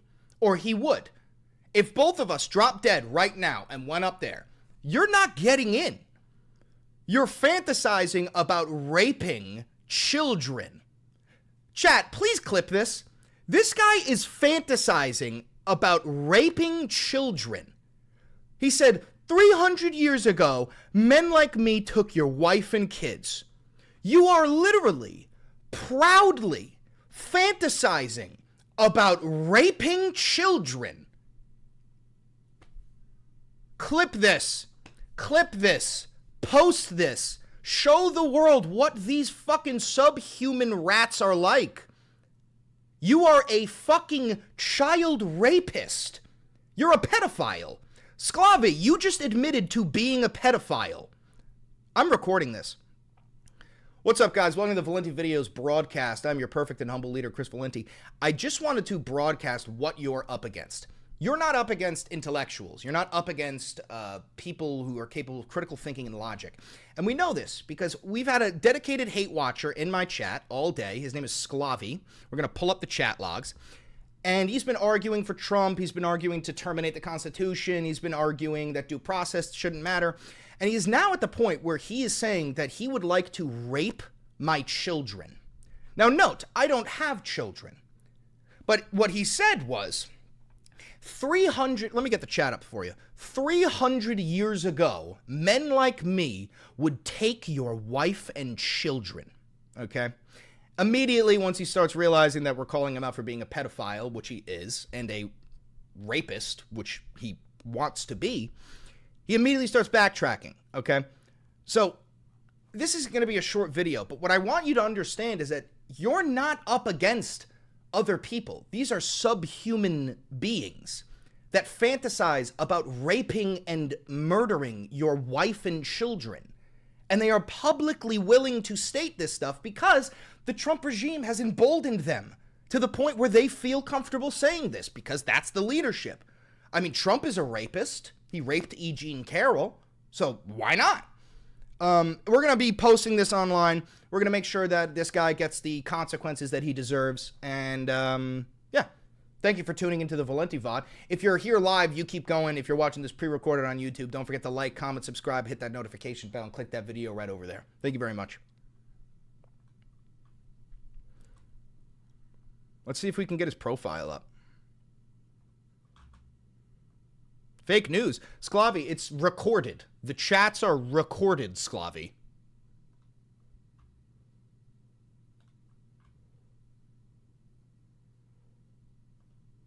This channel doesn't have any content. Joined May 20th, 2000. Joined yesterday. You made your account yesterday, Sclavi? Oh no. Sclavi, are you like a dedicated me hater? Did you create an account just for me?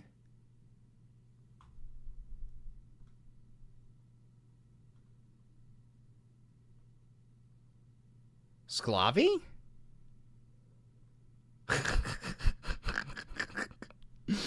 Did you create an account just to come in here?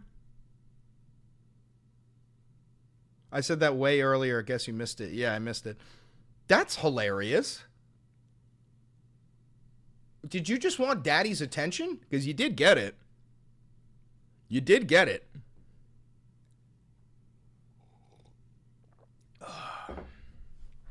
Sclavi, where'd you go?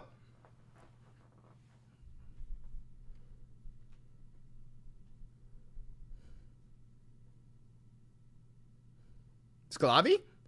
Did you run away?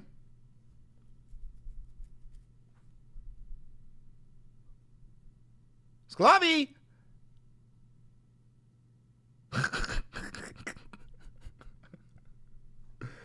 Ran and hid in shame, literally. If Koofs shows up out of nowhere, then it is definitely Koofs.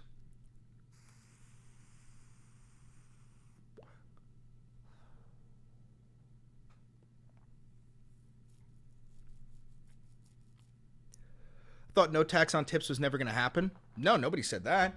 We said that it wasn't in the one big beautiful bill, which it wasn't.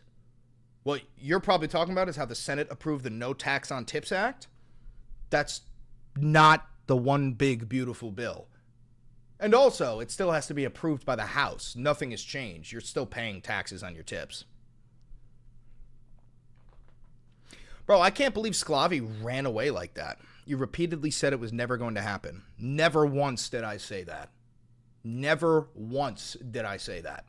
What I said was that it's not in the one big beautiful bill, which it isn't. I hope that clarifies.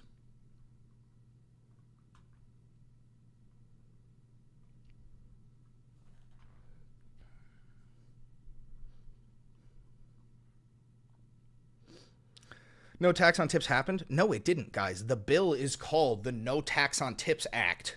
That doesn't mean you pay no tax on tips. It means you get a $4,000 deduction up to $25,000. Excuse me.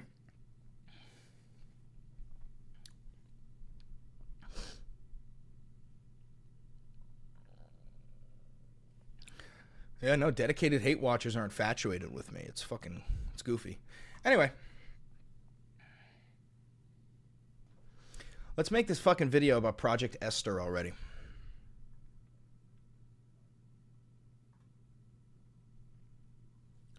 What is up, ladies, gentlemen, and NBs? Welcome to the Valenti VOD. I'm your perfect and humble leader, Chris Valenti. And we've got a crazy story for you today.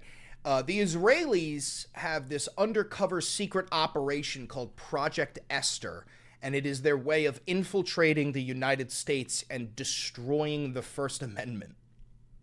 I'm not fucking kidding. I know I sound like a conspiracy theorist, but I'm not. We're going to cover it. We've got like NBC's coverage. We've got, what is this, forward.com. And we even have on the Heritage Foundation the actual document, Project Esther, a national strategy to combat anti-Semitism. It's a ruse. It's a farce. These people hide their hatred of Jews behind their fucking love of Israel, right? And I know that sounds insane, but you have to understand what we're operating with. A lot of these people are evangelical Christians. And what I'm about to say is going to sound lunatic, and that's because it is. The evangelical Christians in the United States genuinely believe that Israel, greater Israel, all of it, needs to be owned by the Jews. And we're talking about Palestine and Jordan. We're talking about the entire fucking area. It needs to be fully owned by the Jews in order for Jesus Christ to return for Armageddon, in which the Antichrist and the four horsemen of the apocalypse will spawn in their army of demons and fight against Jesus Christ and his army of angels. And this will happen after the God-fearing Christians are stripped of their clothing and risen into the sky, sucked up into heaven, and the rest of us down here have to fight a 7-year-long battle against demons from hell. Now, I know that sounds like an anime, and that's because the Bible is just a shitty fucking anime. Anyway, let's cover this. Let's read this, okay? Project Esther exposes the reality of Trump's agenda to fight anti-Semitism. President Donald Trump has enacted a raft of suppressive policies ostensibly designed to combat anti-Semitism, such as cutting off funding to universities that he claims haven't done enough to curb anti-Semitism on campus. But if you take a look at the little-known playbook that appears to have inspired many of his most aggressive moves, it becomes evident how little it has to do with ending bigotry against Jews. The playbook is called Project Esther, a policy paper created by the Heritage Foundation, arguably the most influential right-wing think tank of the Trump era. Heritage also produced Project 2025, the extreme policy manifesto that has shaped much of Trump's agenda. Project Esther is a kind of miniature Project 2025, offering guidance on using authoritarian tools to crush criticism of Israel across the country. Trump has used many of the extreme policies it has recommended, including deporting immigrants who express pro-Palestinian sentiment and attacking academia using public funding. Now, guys, as we've talked about many times on this channel, the Trump regime is assaulting the First Amendment. They do not believe in freedom of speech. They believe in freedom of their speech. And we know this because we've been seeing left and right, like we got the passing of the Take It Down Act, right? Which on its face is great. On its face, you're like, oh, so this is about getting rid of like non-consensual nude videos. And it's like, well, no, if you keep on reading the fine print, it also has to do with criticizing public officials without consent. Direct violation of New York Times versus Sullivan, a Supreme Court case that gives you the right to criticize the president. This isn't fucking Russia. This isn't North Korea. You Trump supporters were allowed to say, let's go Brandon, which was code for like, fuck Joe Biden. And us Trump haters are allowed to say, fuck Trump. That's the America that we have. That's the one that we're supposed to have. But we've gotten to the point where these Trump loyalists are saying, no, you should not have the right to criticize not only Donald Trump, but you shouldn't even have the right to criticize Israel. Okay? Now, why is that? Well, it's because Israel owns the United States of America through AIPAC, giant lobbying organization that owns both the Republican and the Democratic Party. Israel controls the United States. We have no control over this, okay? And this is because Mossad practices blackmail. Jeffrey Epstein was most likely a Mossad agent who gathered a lot of pornographic material on world leaders such as Prince Andrew, Bill Clinton, Donald Trump, et cetera, et cetera, et cetera. And because of that, our American leaders are forced to bend the knee to the Israeli oligarchs. Anyway, let's keep reading. There was some reporting on Project Esther before Trump entered the White House, although it got relatively little attention. But new reporting from the New York Times details how it came together and lays out how much Trump appears to have hewed to it. The White House didn't respond to the Times' query about Project Esther's influence on its goals, and Heritage couldn't confirm its influence. But a co-author of Project Esther told the Times he believed it was, quote, no coincidence that we called for a series of actions to take place privately and publicly, and they are now happening. The Heritage Foundation formed an anti-Semitism task force after the October 7, 2023 Hamas attacks on Israel, which helped lay the groundwork for the Project Esther paper. Strikingly, only one of the 4 people who started the task force was Jewish, according to the Times, while 2 of them were Christian Zionist leaders. The task force was joined by mainly conservative and Christian organizations rather than Jewish organizations. Now, why is this? It's because, here's a horrifying fact for you. There are more Christian Zionists in the United States of America than there are Jews on planet Earth. Do you understand that? Even if there's a lot of Jewish people who don't support Zionism, it doesn't matter. There are literally tens of millions of Christian Zionists in the United States of America, and disproportionately, the Christian Zionists have political power, right? The people who are like the leaders of these red states, they are evangelical Christian Zionists, okay? They have money from Israel, directly from AIPAC. They have directly intertwined links with Israel. They will never criticize it. And Israel is aware of this, which is why they embed themselves within the United States government.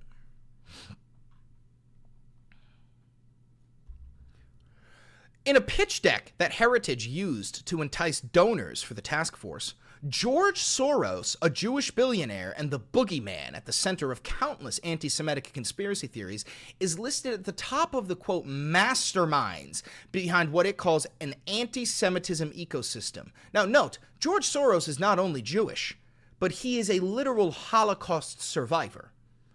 He survived the Holocaust. This has nothing to do with Jewish safety or anti-Semitism, and it has everything to do with Israel. And I'll say this again, and I've said this many a times, guys. Being anti-Zionist is not the same as being anti-Semitic. Zionism and Judaism are 2 different things. Facts do not care about your feelings. People don't choose their spawn point. I don't hate somebody who was born in Israel because they were born in Israel. No. I hate the government of Israel because they are currently practicing an apartheid and a genocide. There is a vast difference. But yet, the American State Department, because of Project Esther, because of Project 2025, are rounding up people like Rumeja Azturk and Mahmoud Khalil and anybody and everybody who is pro-Palestinian as enemies of the state and terrorist supporters. So, to you, the watcher, if you've been to a pro-Palestinian protest, if you've been posting pro-Palestinian content, you need to understand that you are on a list. You are on a list of potential terrorists because you live in the United States of America, and the United States of America is now a fascist regime that operates on the State Department's whims. Oh, geez.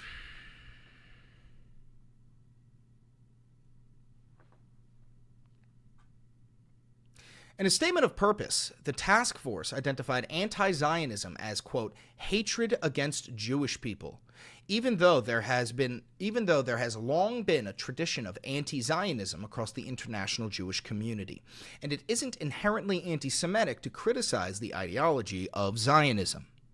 In other words, this anti-Semitic task force was giving heavy Christian Zionist vibes. Now, I want to show you this. This is the actual paperwork. This is on the Heritage Foundation. You can look this up yourself, but there is some very important parts here, which is, where is it? Here it is. The mission statement.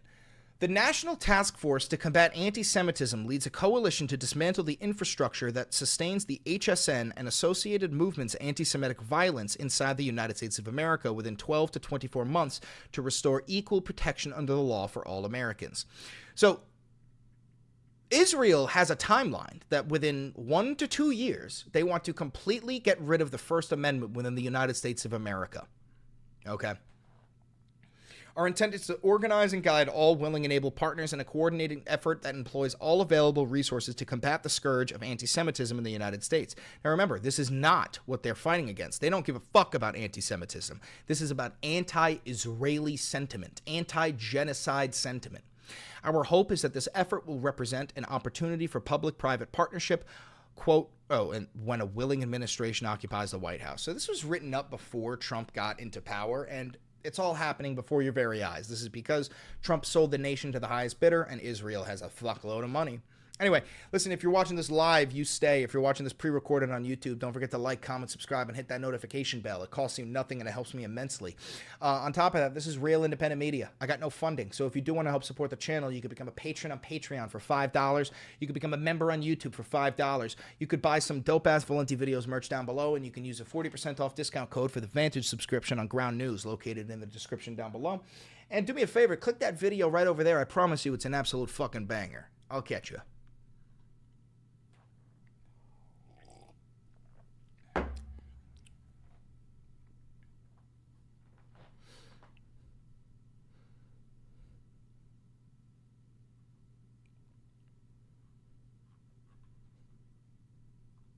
Crazy. I have some breaking news. What's up?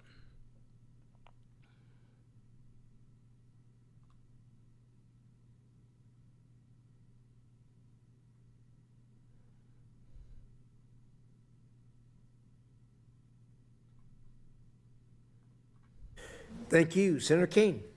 Thank you, Mr. Chair. Thank you, Mr. Secretary. In response to an earlier question, you sort of posed a question back. What is one thing that has happened during the Trump administration that has strengthened Vladimir Putin's hand in Ukraine, mentioning that the sanctions were still in place? I just would like to introduce for the record an article dated February 28 from NBC News titled, State Department Terminates U.S. Support of Ukraine Energy Grid Restoration. That'll be entered in the record. I was in Ukraine the day after the Palm Sunday bombing in Sumy and spoke to USAID staffers who'd all been riffed. They're going to be laid off either in the middle of the summer or early September. I'm aware that that's subject to litigation, but they talked about the fact that the grant cancellation canceled a grant that USAID had in place hundreds of millions. Tyler says Democratic Socialist candidate Ryan Cagle has officially won a seat on the Alabama state government. Hell fucking yeah. No, that's huge. Getting any sort of socialist movement into official power is very big. That has been used repeatedly to restore the Ukrainian energy grid after attacks by Russians. I could give other examples. That is the one that is most present on my mind since I was just there. Mr. Secretary, I want to ask you about the... oh, Kane, wasn't that Hillary's running mate? Wasn't this guy Hillary Clinton's running mate? Program. It's the United States Refugee Assistance Program, and this is a program that state is the manager of, but together with other cabinet secretariats, DHS and HHS, state plays the lead management role, and it is how to manage the U.S. refugee assistance programs in tandem with contractors who help the United States on that. By an executive order on the first day of his presidency, William is not Sclavy. William is, he was converted, right? If that's the same William, William came in here once as MAGA, and we went through very civilly, very calmly, very polite, and we converted him into a democratic socialist. Koofs, though, is definitely, what's his name? Sclavy. Socialism will destroy our country, brother. Copy that, my dude. President Trump paused all refugee programs and has canceled contracts to the agencies like the U.S. Catholic Church or Lutheran Refugee Services or HIAS or Church World Services who've been resettling refugees. Those programs are paused. There's litigation about it, but as far as I know, the United States is not, or the administration has not withdrawn the executive order. So there's essentially from this administration no refugee programs for anyone except Because you want socialists in our government, what are you, a tanky? No, not a tanky. In early February, the president announced a special refugee program for Afrikaner farmers, justified, A, by some concerns about South Africa and foreign policy, but B, a claim that these were persecuted individuals. So right now, the U.S. A tanky is a slang term for like a communist, but not just a communist. Somebody who's like obsessed with Chinese-style communism. Somebody who loves Chinese communism. Program. I think it's also slang for like somebody who like likes Mao Zedong or some shit. As a special program for Afrikaner farmers, the first group of whom arrived at Dulles Airport in Virginia not long ago, while I want to rewind this a little bit. AKA you? No, I don't support Mao Zedong. I don't like the Chinese government. I do like Chinese trains, though. They're really fucking cool. Program for Afrikaner farmers, the first group of whom arrived at Dulles Airport in Virginia not long ago, while shutting off the refugee program for everyone else. Do you think Afrikaner farmers are the most persecuted group in the world? I think those 49 people that came certainly felt they were persecuted, and they've passed every sort of check mark that had to be checked off in terms of meeting the requirements for that. They live in a country where farms are taken and land is taken on a racial basis. Okay. Do you think they're more persecuted than Uyghurs or Rohingyas, or more persecuted than political dissidents in Cuba? Tanky is slander against Soviet-loving commies. Oh, I thought it was Chinese style. Says the guy who goes on and on about how good the CCP is. If you can find one clip of me talking about how good the CCP is, I'll Venmo you $1 million. Find that clip, post it online, tag me. Or Venezuela or Nicaragua were more persecuted than those who would be threatened should they be returned to Afghanistan by violence by the Taliban? Well, the problem we face there is the volume problem, okay? If you look at all the persecuted people of the world, it's millions of people. They can't all come here. And we had refugee programs. So why prioritize Afrikaner farmers? Well, because it's a small subset. It's a new issue, and the president identified it as... Because they're white, Marco. You're prioritizing them because they're white. Meanwhile, you're getting rid of the 9,000 Afghan refugees, but you're saying the Christians can stay. What the fuck do you mean? Why can't they all stay? If the Christians can stay, then why can't they all stay? And let's be honest about one thing, guys. 9,000 people isn't even a drop in the bucket when you have a nation of 360 million, okay? There's a problem and wanted to use it as an example, but that's different from having these refugee programs that were basically spending money to put people up in communities and accommodate them, and it was acting as a magnet. Millions of people entered this country illegally, and today the border is sealed. Let me challenge you, and I'm just going to say for the public. If you Ronaldo Gomez says, this is fucking bullshit. They are not asylum seekers. I should know. I am South African. We Afrikaners are only 9% of the country, but control 73% of the land and the majority of the wealth. Yes, I know. But it doesn't matter. They're white, and they're coming to the United States, which means they will be treated preferentially. Of course, they're not actual asylum seekers, but it doesn't matter. They're rich, and they're white. Whereas the 80% black majority of the population only controls 4% of the land. It's fucking bullshit, and Trump's a racist old fuck. Yes, he is. Want to understand about the, quote, persecution of Afrikaner farmers?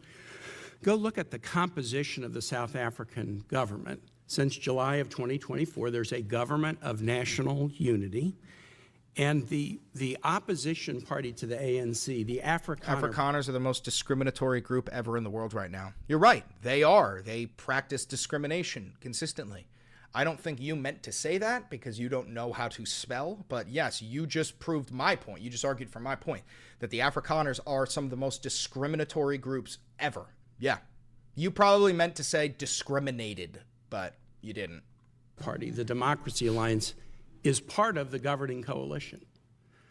They joined the governing coalition a year ago, and the leader of that party was given the remit of Agriculture Minister, John Steenhuisen. He is the leader of the former Afrikaner Party, still widely representing Afrikaners. He is the Minister of Agriculture in South Africa right now. I assert that this claim that there's persecution of Afrikaner farmers is completely specious. Are you aware ever during the apartheid era in South Africa did the United States establish a special program to allow South African blacks who were treated as second-class citizens in the apartheid program, a special program so they could claim refugee status in the United States? No, because I was probably in 9th grade or 8th grade at the time. Yeah, well, then I don't expect you to know. I'll just tell you, never has there been a program, a special program for Africans to come in as refugees to the United States. We've allowed special programs for people being persecuted for their religion, Soviet-era Jews. We've allowed special programs for people fleeing from communism, Cuba, Vietnam, the Soviet Union. We've never allowed a special program to allow Africans into the United States in an expedited refugee status until now. Afrikaner farmers living in a nation governed by a government of national unity that includes the main Afrikaner Party. And actually, an even more right-wing Afrikaner Party is also included in the coalition government. Now, would you agree with me, Mr. Secretary, that if we're interpreting the statutory phrase, a well-justified fear of persecution, we should try to do that in an even-handed way? I think we should try to do that in the interest of the national security of the United States. So okay, I agree with you too. We should. Should we try to do it in an even-handed way? So for example, should we say, if you're persecuted on the grounds of your religion, we'll let you in if you're a Christian, but not if you're a Muslim? I think that the United States has a right to allow into this country and prioritize allowance of who they want to allow to come in. So yes, you want to allow Christians, but not Muslims. So yes. That's a yes. That's a yes. This guy's such a fucking spineless coward. But I'm going to ask you, what? So a well-justified fear of persecution? Yeah, they thought that their farms were being burned down and they would be killed. I think that's a pretty good justification for wanting to come. They're afraid for their lives. Okay, so why don't we just start bringing over all the Palestinians? Why don't we bring over all of the Uyghurs? Why don't we give them special refugee status as well? Why not? Huh? Why not? Why not? It be applied in an even-handed way. That's an easy. No, our foreign policy doesn't require even-handedness. It requires prioritizing the interests of the United States. The phrase says you are entitled to entrance as a refugee if you demonstrate a well-justified fear of persecution. No, you're not entitled. So can you have a different standard based upon the color of somebody's skin? Would that be acceptable? Well, I'm not the one arguing that. Apparently you are, because you don't like the fact that they're white, and that's why they're coming. I'm just asking you to say that would be unacceptable. Well, no, I would say that the United States, a very easy thing to say. The United States has a right to pick and choose who they allow into the United States. Even based on the color of somebody's skin. You're the one that's talking about the color of their skin, not me. Your brother will not answer the question. He's incapable of answering the question because he knows it is entirely about the color of their skin. Refusing farms to were being burned down and they were killed because of the color of their skin. Well,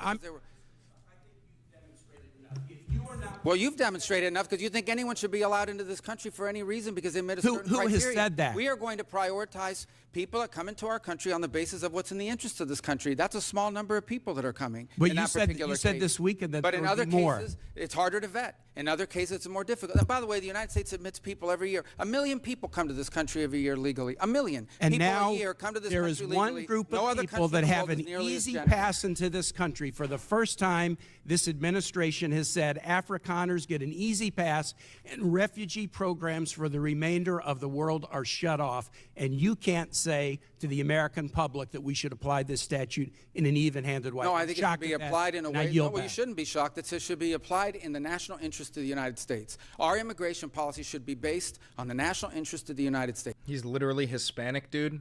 Yeah, and I'm Asian.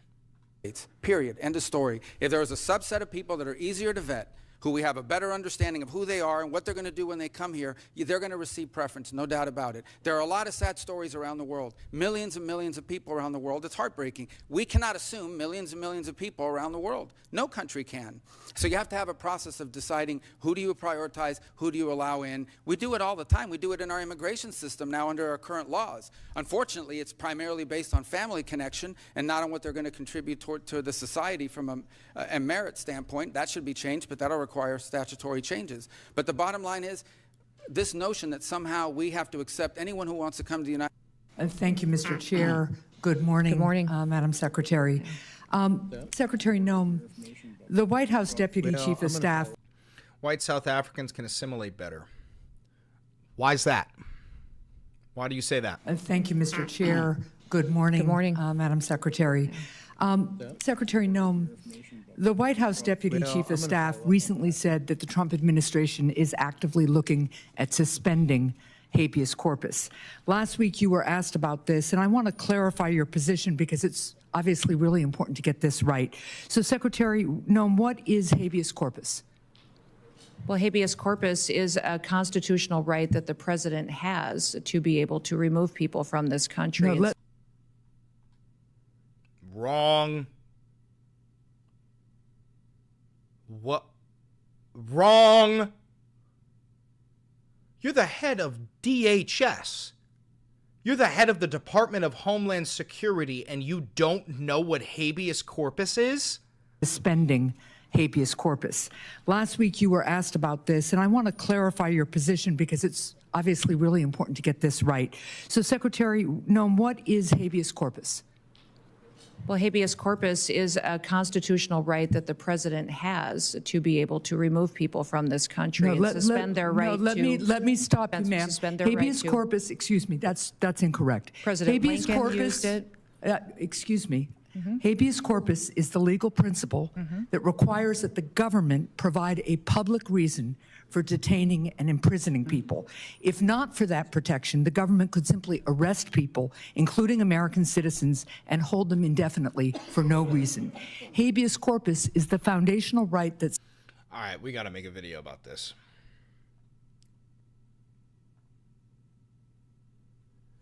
Kristi Noem, the head of DHS, does not know what habeas corpus is.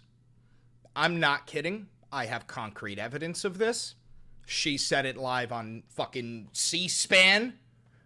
The head of the Department of Homeland Security in the United States of America does not know what habeas corpus is. And just so you know, the writ of habeas corpus is the sole thing preventing you from being black-bagged in the middle of the night and arrested for no reason whatsoever. No court date, thrown in a fucking cell, that's it. Habeas corpus has only been suspended during times of war. For example, the Civil War, Abraham Lincoln, when half the fucking nation seceded. Anyway, we're going to watch this. Don't forget to like, comment, subscribe, hit the notification bell. It costs you nothing and it helps me immensely. Thank you, Mr. Chair. Good morning. Good morning. Madam Secretary. Secretary Noem, the White House Deputy Chief of Staff recently said that the Trump administration is actively looking at suspending habeas corpus. Last week you were asked about this, and I want to clarify your position because it's obviously really important to get this right. So, Secretary Noem, what is habeas corpus? Well, habeas corpus is a constitutional right that the president has to be able to remove people from this country. Wrong. Wrong. I don't think this dumb laminated-faced cunt even graduated high school. I mean, I'm sure she fucking did. She's a rich white lady. But this stupid fucking bitch does not know what habeas fucking corpus is. This is... I can't explain to you how detrimental this is. I cannot explain to you how fucked we are. Okay? That is a level of fucked that the United States has never experienced before in our entire history. Suspend their right let me stop you, ma'am. Habeas corpus, excuse me, that's incorrect. President Lincoln used it. Excuse me. Habeas corpus is the legal principle that requires that the government provide a public reason for detaining and imprisoning people. If not for that protection, the government could simply arrest people, including American citizens, and hold them indefinitely for no reason. Habeas corpus is the foundational right that separates free societies like America from police states like North Korea. As a senator from the Live Free or Die state, this matters a lot to me and my constituents and to all Americans. So, Secretary Noem, do you support the core protection that habeas corpus provides, that the government must provide a public reason in order to detain and imprison someone? Yeah, I support habeas corpus. I also recognize that the President of the United States has the authority under the Constitution to decide if it should be suspended or not. It has never Let us be clear, though, it has never been done. It has never been done without approval of Congress. Even Abraham Lincoln got retroactive approval from Congress. So I have been asking executive branch nominees a simple question over the past few months. If the president orders them to break the law, I've been asking, will you follow the law or follow the order? I want to ask you a more specific question here. If the president tries to suspend habeas corpus and a federal court reverses the president's order, Will you comply with the court order and uphold habeas corpus, or will you follow the president's directive? Now, here's the thing, guys. She's not even going to answer the question. The answer to the question is she will do whatever Trump says because she is a fucking bootlicking bitch and she loves her orange cult leader. But she's not going to answer the question. I'm willing to bet money on this. We are following all federal court orders and are complying with that, as is the president, and every decision that I make as well. That is obviously not true for anybody who reads the news. There are federal court orders right now, including returning somebody who was deported mistakenly. But to be clear, this is about a fundamental legal right that ensures that we live in a free society instead of a police state that would have a sham legal system like Russia or North Korea. So I'm glad that you have now committed to following court orders. I'm glad you believe in the basic freedom for Americans if ordered to do so by a court. And again, I want just to make clear that it is critically important that even if the president tries to suspend the right of people to know why they've been detained or imprisoned, if a federal court reverses that order, that you will follow that order. And I hope all members of the administration will, because it's obviously critical that some of the people, for instance, who've been deported by mistake, who didn't get due process, be returned in compliance with court orders. So now, let's move on to another issue. International criminal organizations target Americans with sophisticated cyber crime, including elaborate scams that robbed Americans of billions of dollars, with seniors in the United States losing $5 billion to scammers in 2024 alone. As artificial intelligence improves, so does the ability of criminals to deceive and defraud Americans. With this new technology, criminals can impersonate loved ones, develop advanced malware, or make more convincing phishing messages. How is DHS working to identify trends in illegal activity and ensure that new AI systems have safeguards in place to prevent their use in criminal activity? Yes, we are working extensively through CISA, but in all of our agencies to make sure that we're going after these criminal, nefarious actors. I would say partnering with private industry is critically important so that we have the insight that we need to really understand the tactics that they use and the advancements in software. The AI ability that they have to adjust and to supersede some of our systems is incredible. And so investing in those systems is important, but also having the knowledge and bringing everybody to the table and breaking down the silos between our agencies and our... Tanner just said she's so hot. This woman who has more plastic in her body than Mattel Toy Company is hot? Oh my God, Koofs agrees.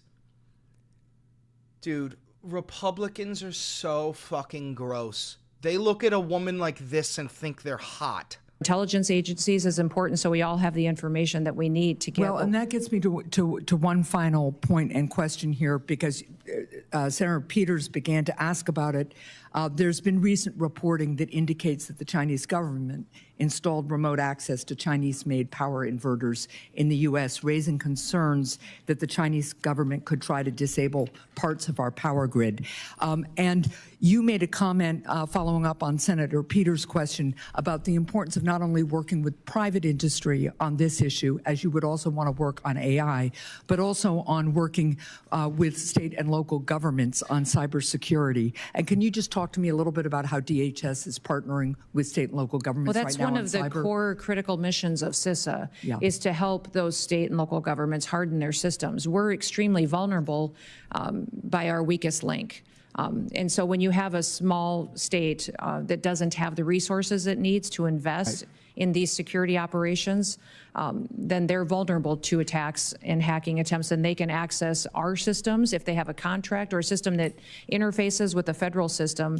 I think the rest of this is just some stupid shit about AI. But listen, you heard what I heard. Kristi Noem does not know what habeas corpus is, and she's willing to fucking permanently suspend it if Trump gives her the illegal order to do it, and she's willing to usurp federal courts if they order them to undo that order. So, listen, democracy is gone. The separation of powers is gone. Checks and balances is gone. He's not a president. He's an authoritarian dictator surrounded by yes men and sycophants.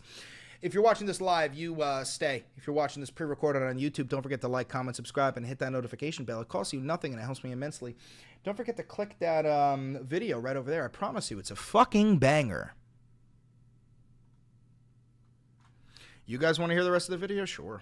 Makes us vulnerable as well. So we are responsible for 10 of the 16 critical infrastructures under the Department of Homeland Security, and making sure that China can't come in and shut down our electrical grid, our water systems, things that people rely on every day for their day-to-day lives is very important. So that's why we need these kind of partnerships, is to make sure that we're secure all the way down to our smallest. Distressing. Who Madam the fuck is Secretary, this? To see public education decimated, and as I said in my remarks, not on our watch. I yield back. Thank you, Ranking Member. And Madam Secretary, I want to thank you for being with us today and for your testimony. I've been very encouraged to hear about your efforts to make American education great again. And you're doing it by empowering states to take back the reins of education from the federal government in Washington, D.C. And also encouraged by your efforts to put families at the forefront of their children's education, which is where it should be, and by emphasizing parental choice, charter schools, and other education freedom policies. Nothing is more important to parents than the education of their children. Similarly, I'm pleased to hear about your efforts to rein in waste, fraud, and abuse within the department. And finally, I'd like to thank you for your efforts to ensure that both K-12 and institutions of higher education adhere to civil rights laws, especially to address discrimination. As you noted in your testimony, every student deserves an education free from bias, unfair treatment, or ideological agendas that undermine equal opportunity. So thank you again, Madam Secretary, for your hard work and for joining us today. And we look forward to partnering with you as we just consider the department's budget request. And with that, the hearing is adjourned. Thank you very much. Oh. Whoopsie. We tuned in at the bitter end. Whoopsie.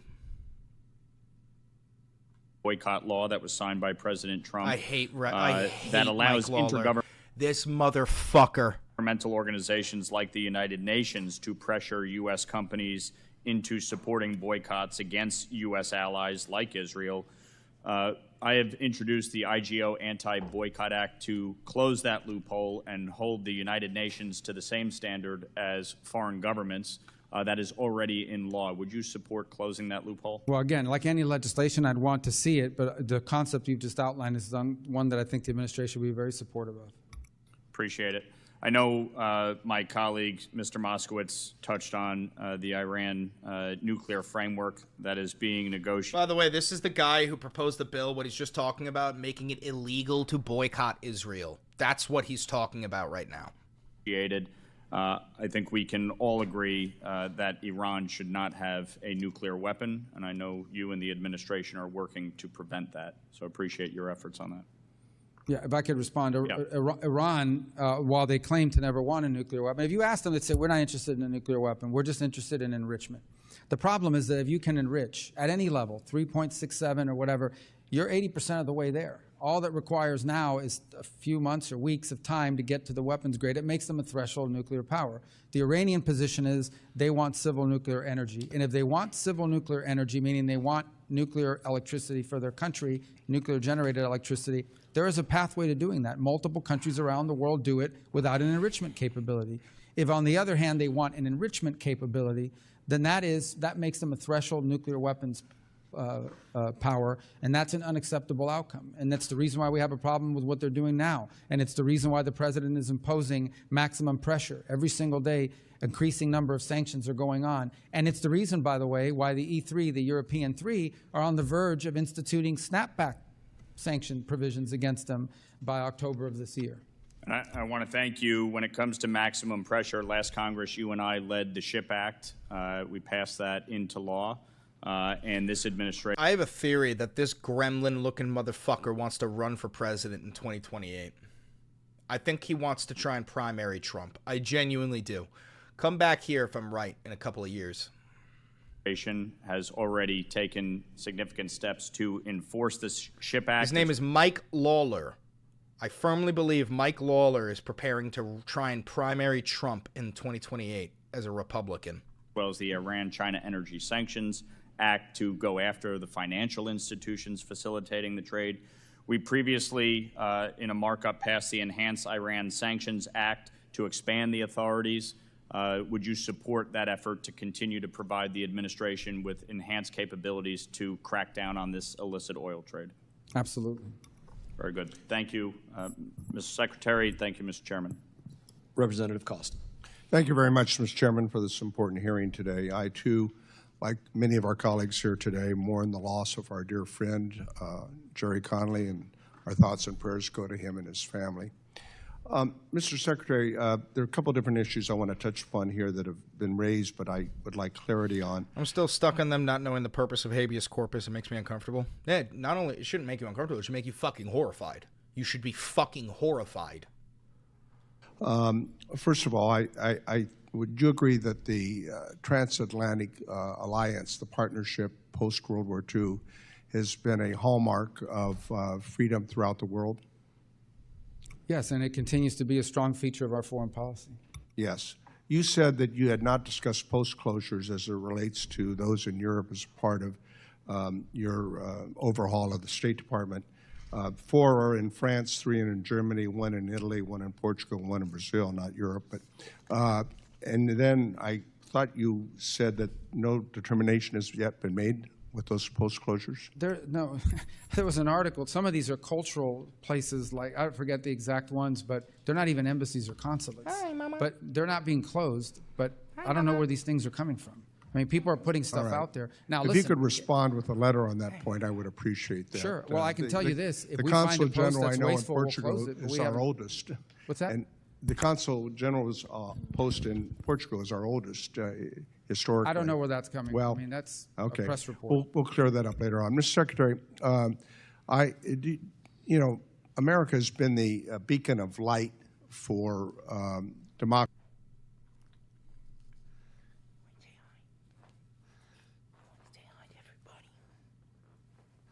Hi, everybody.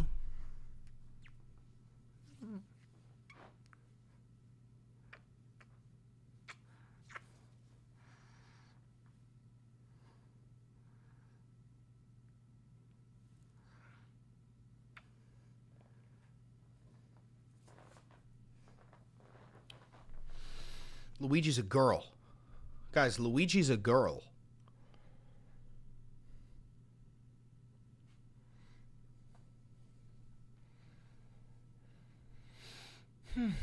Anyway, I gotta go. I gotta get ready to go to the gym.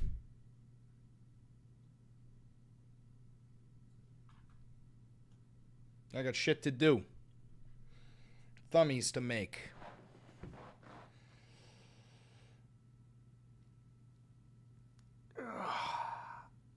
Alright, guys.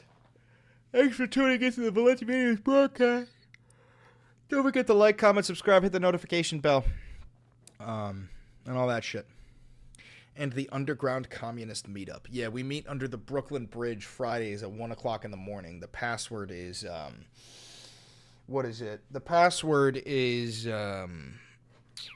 Deus Volt.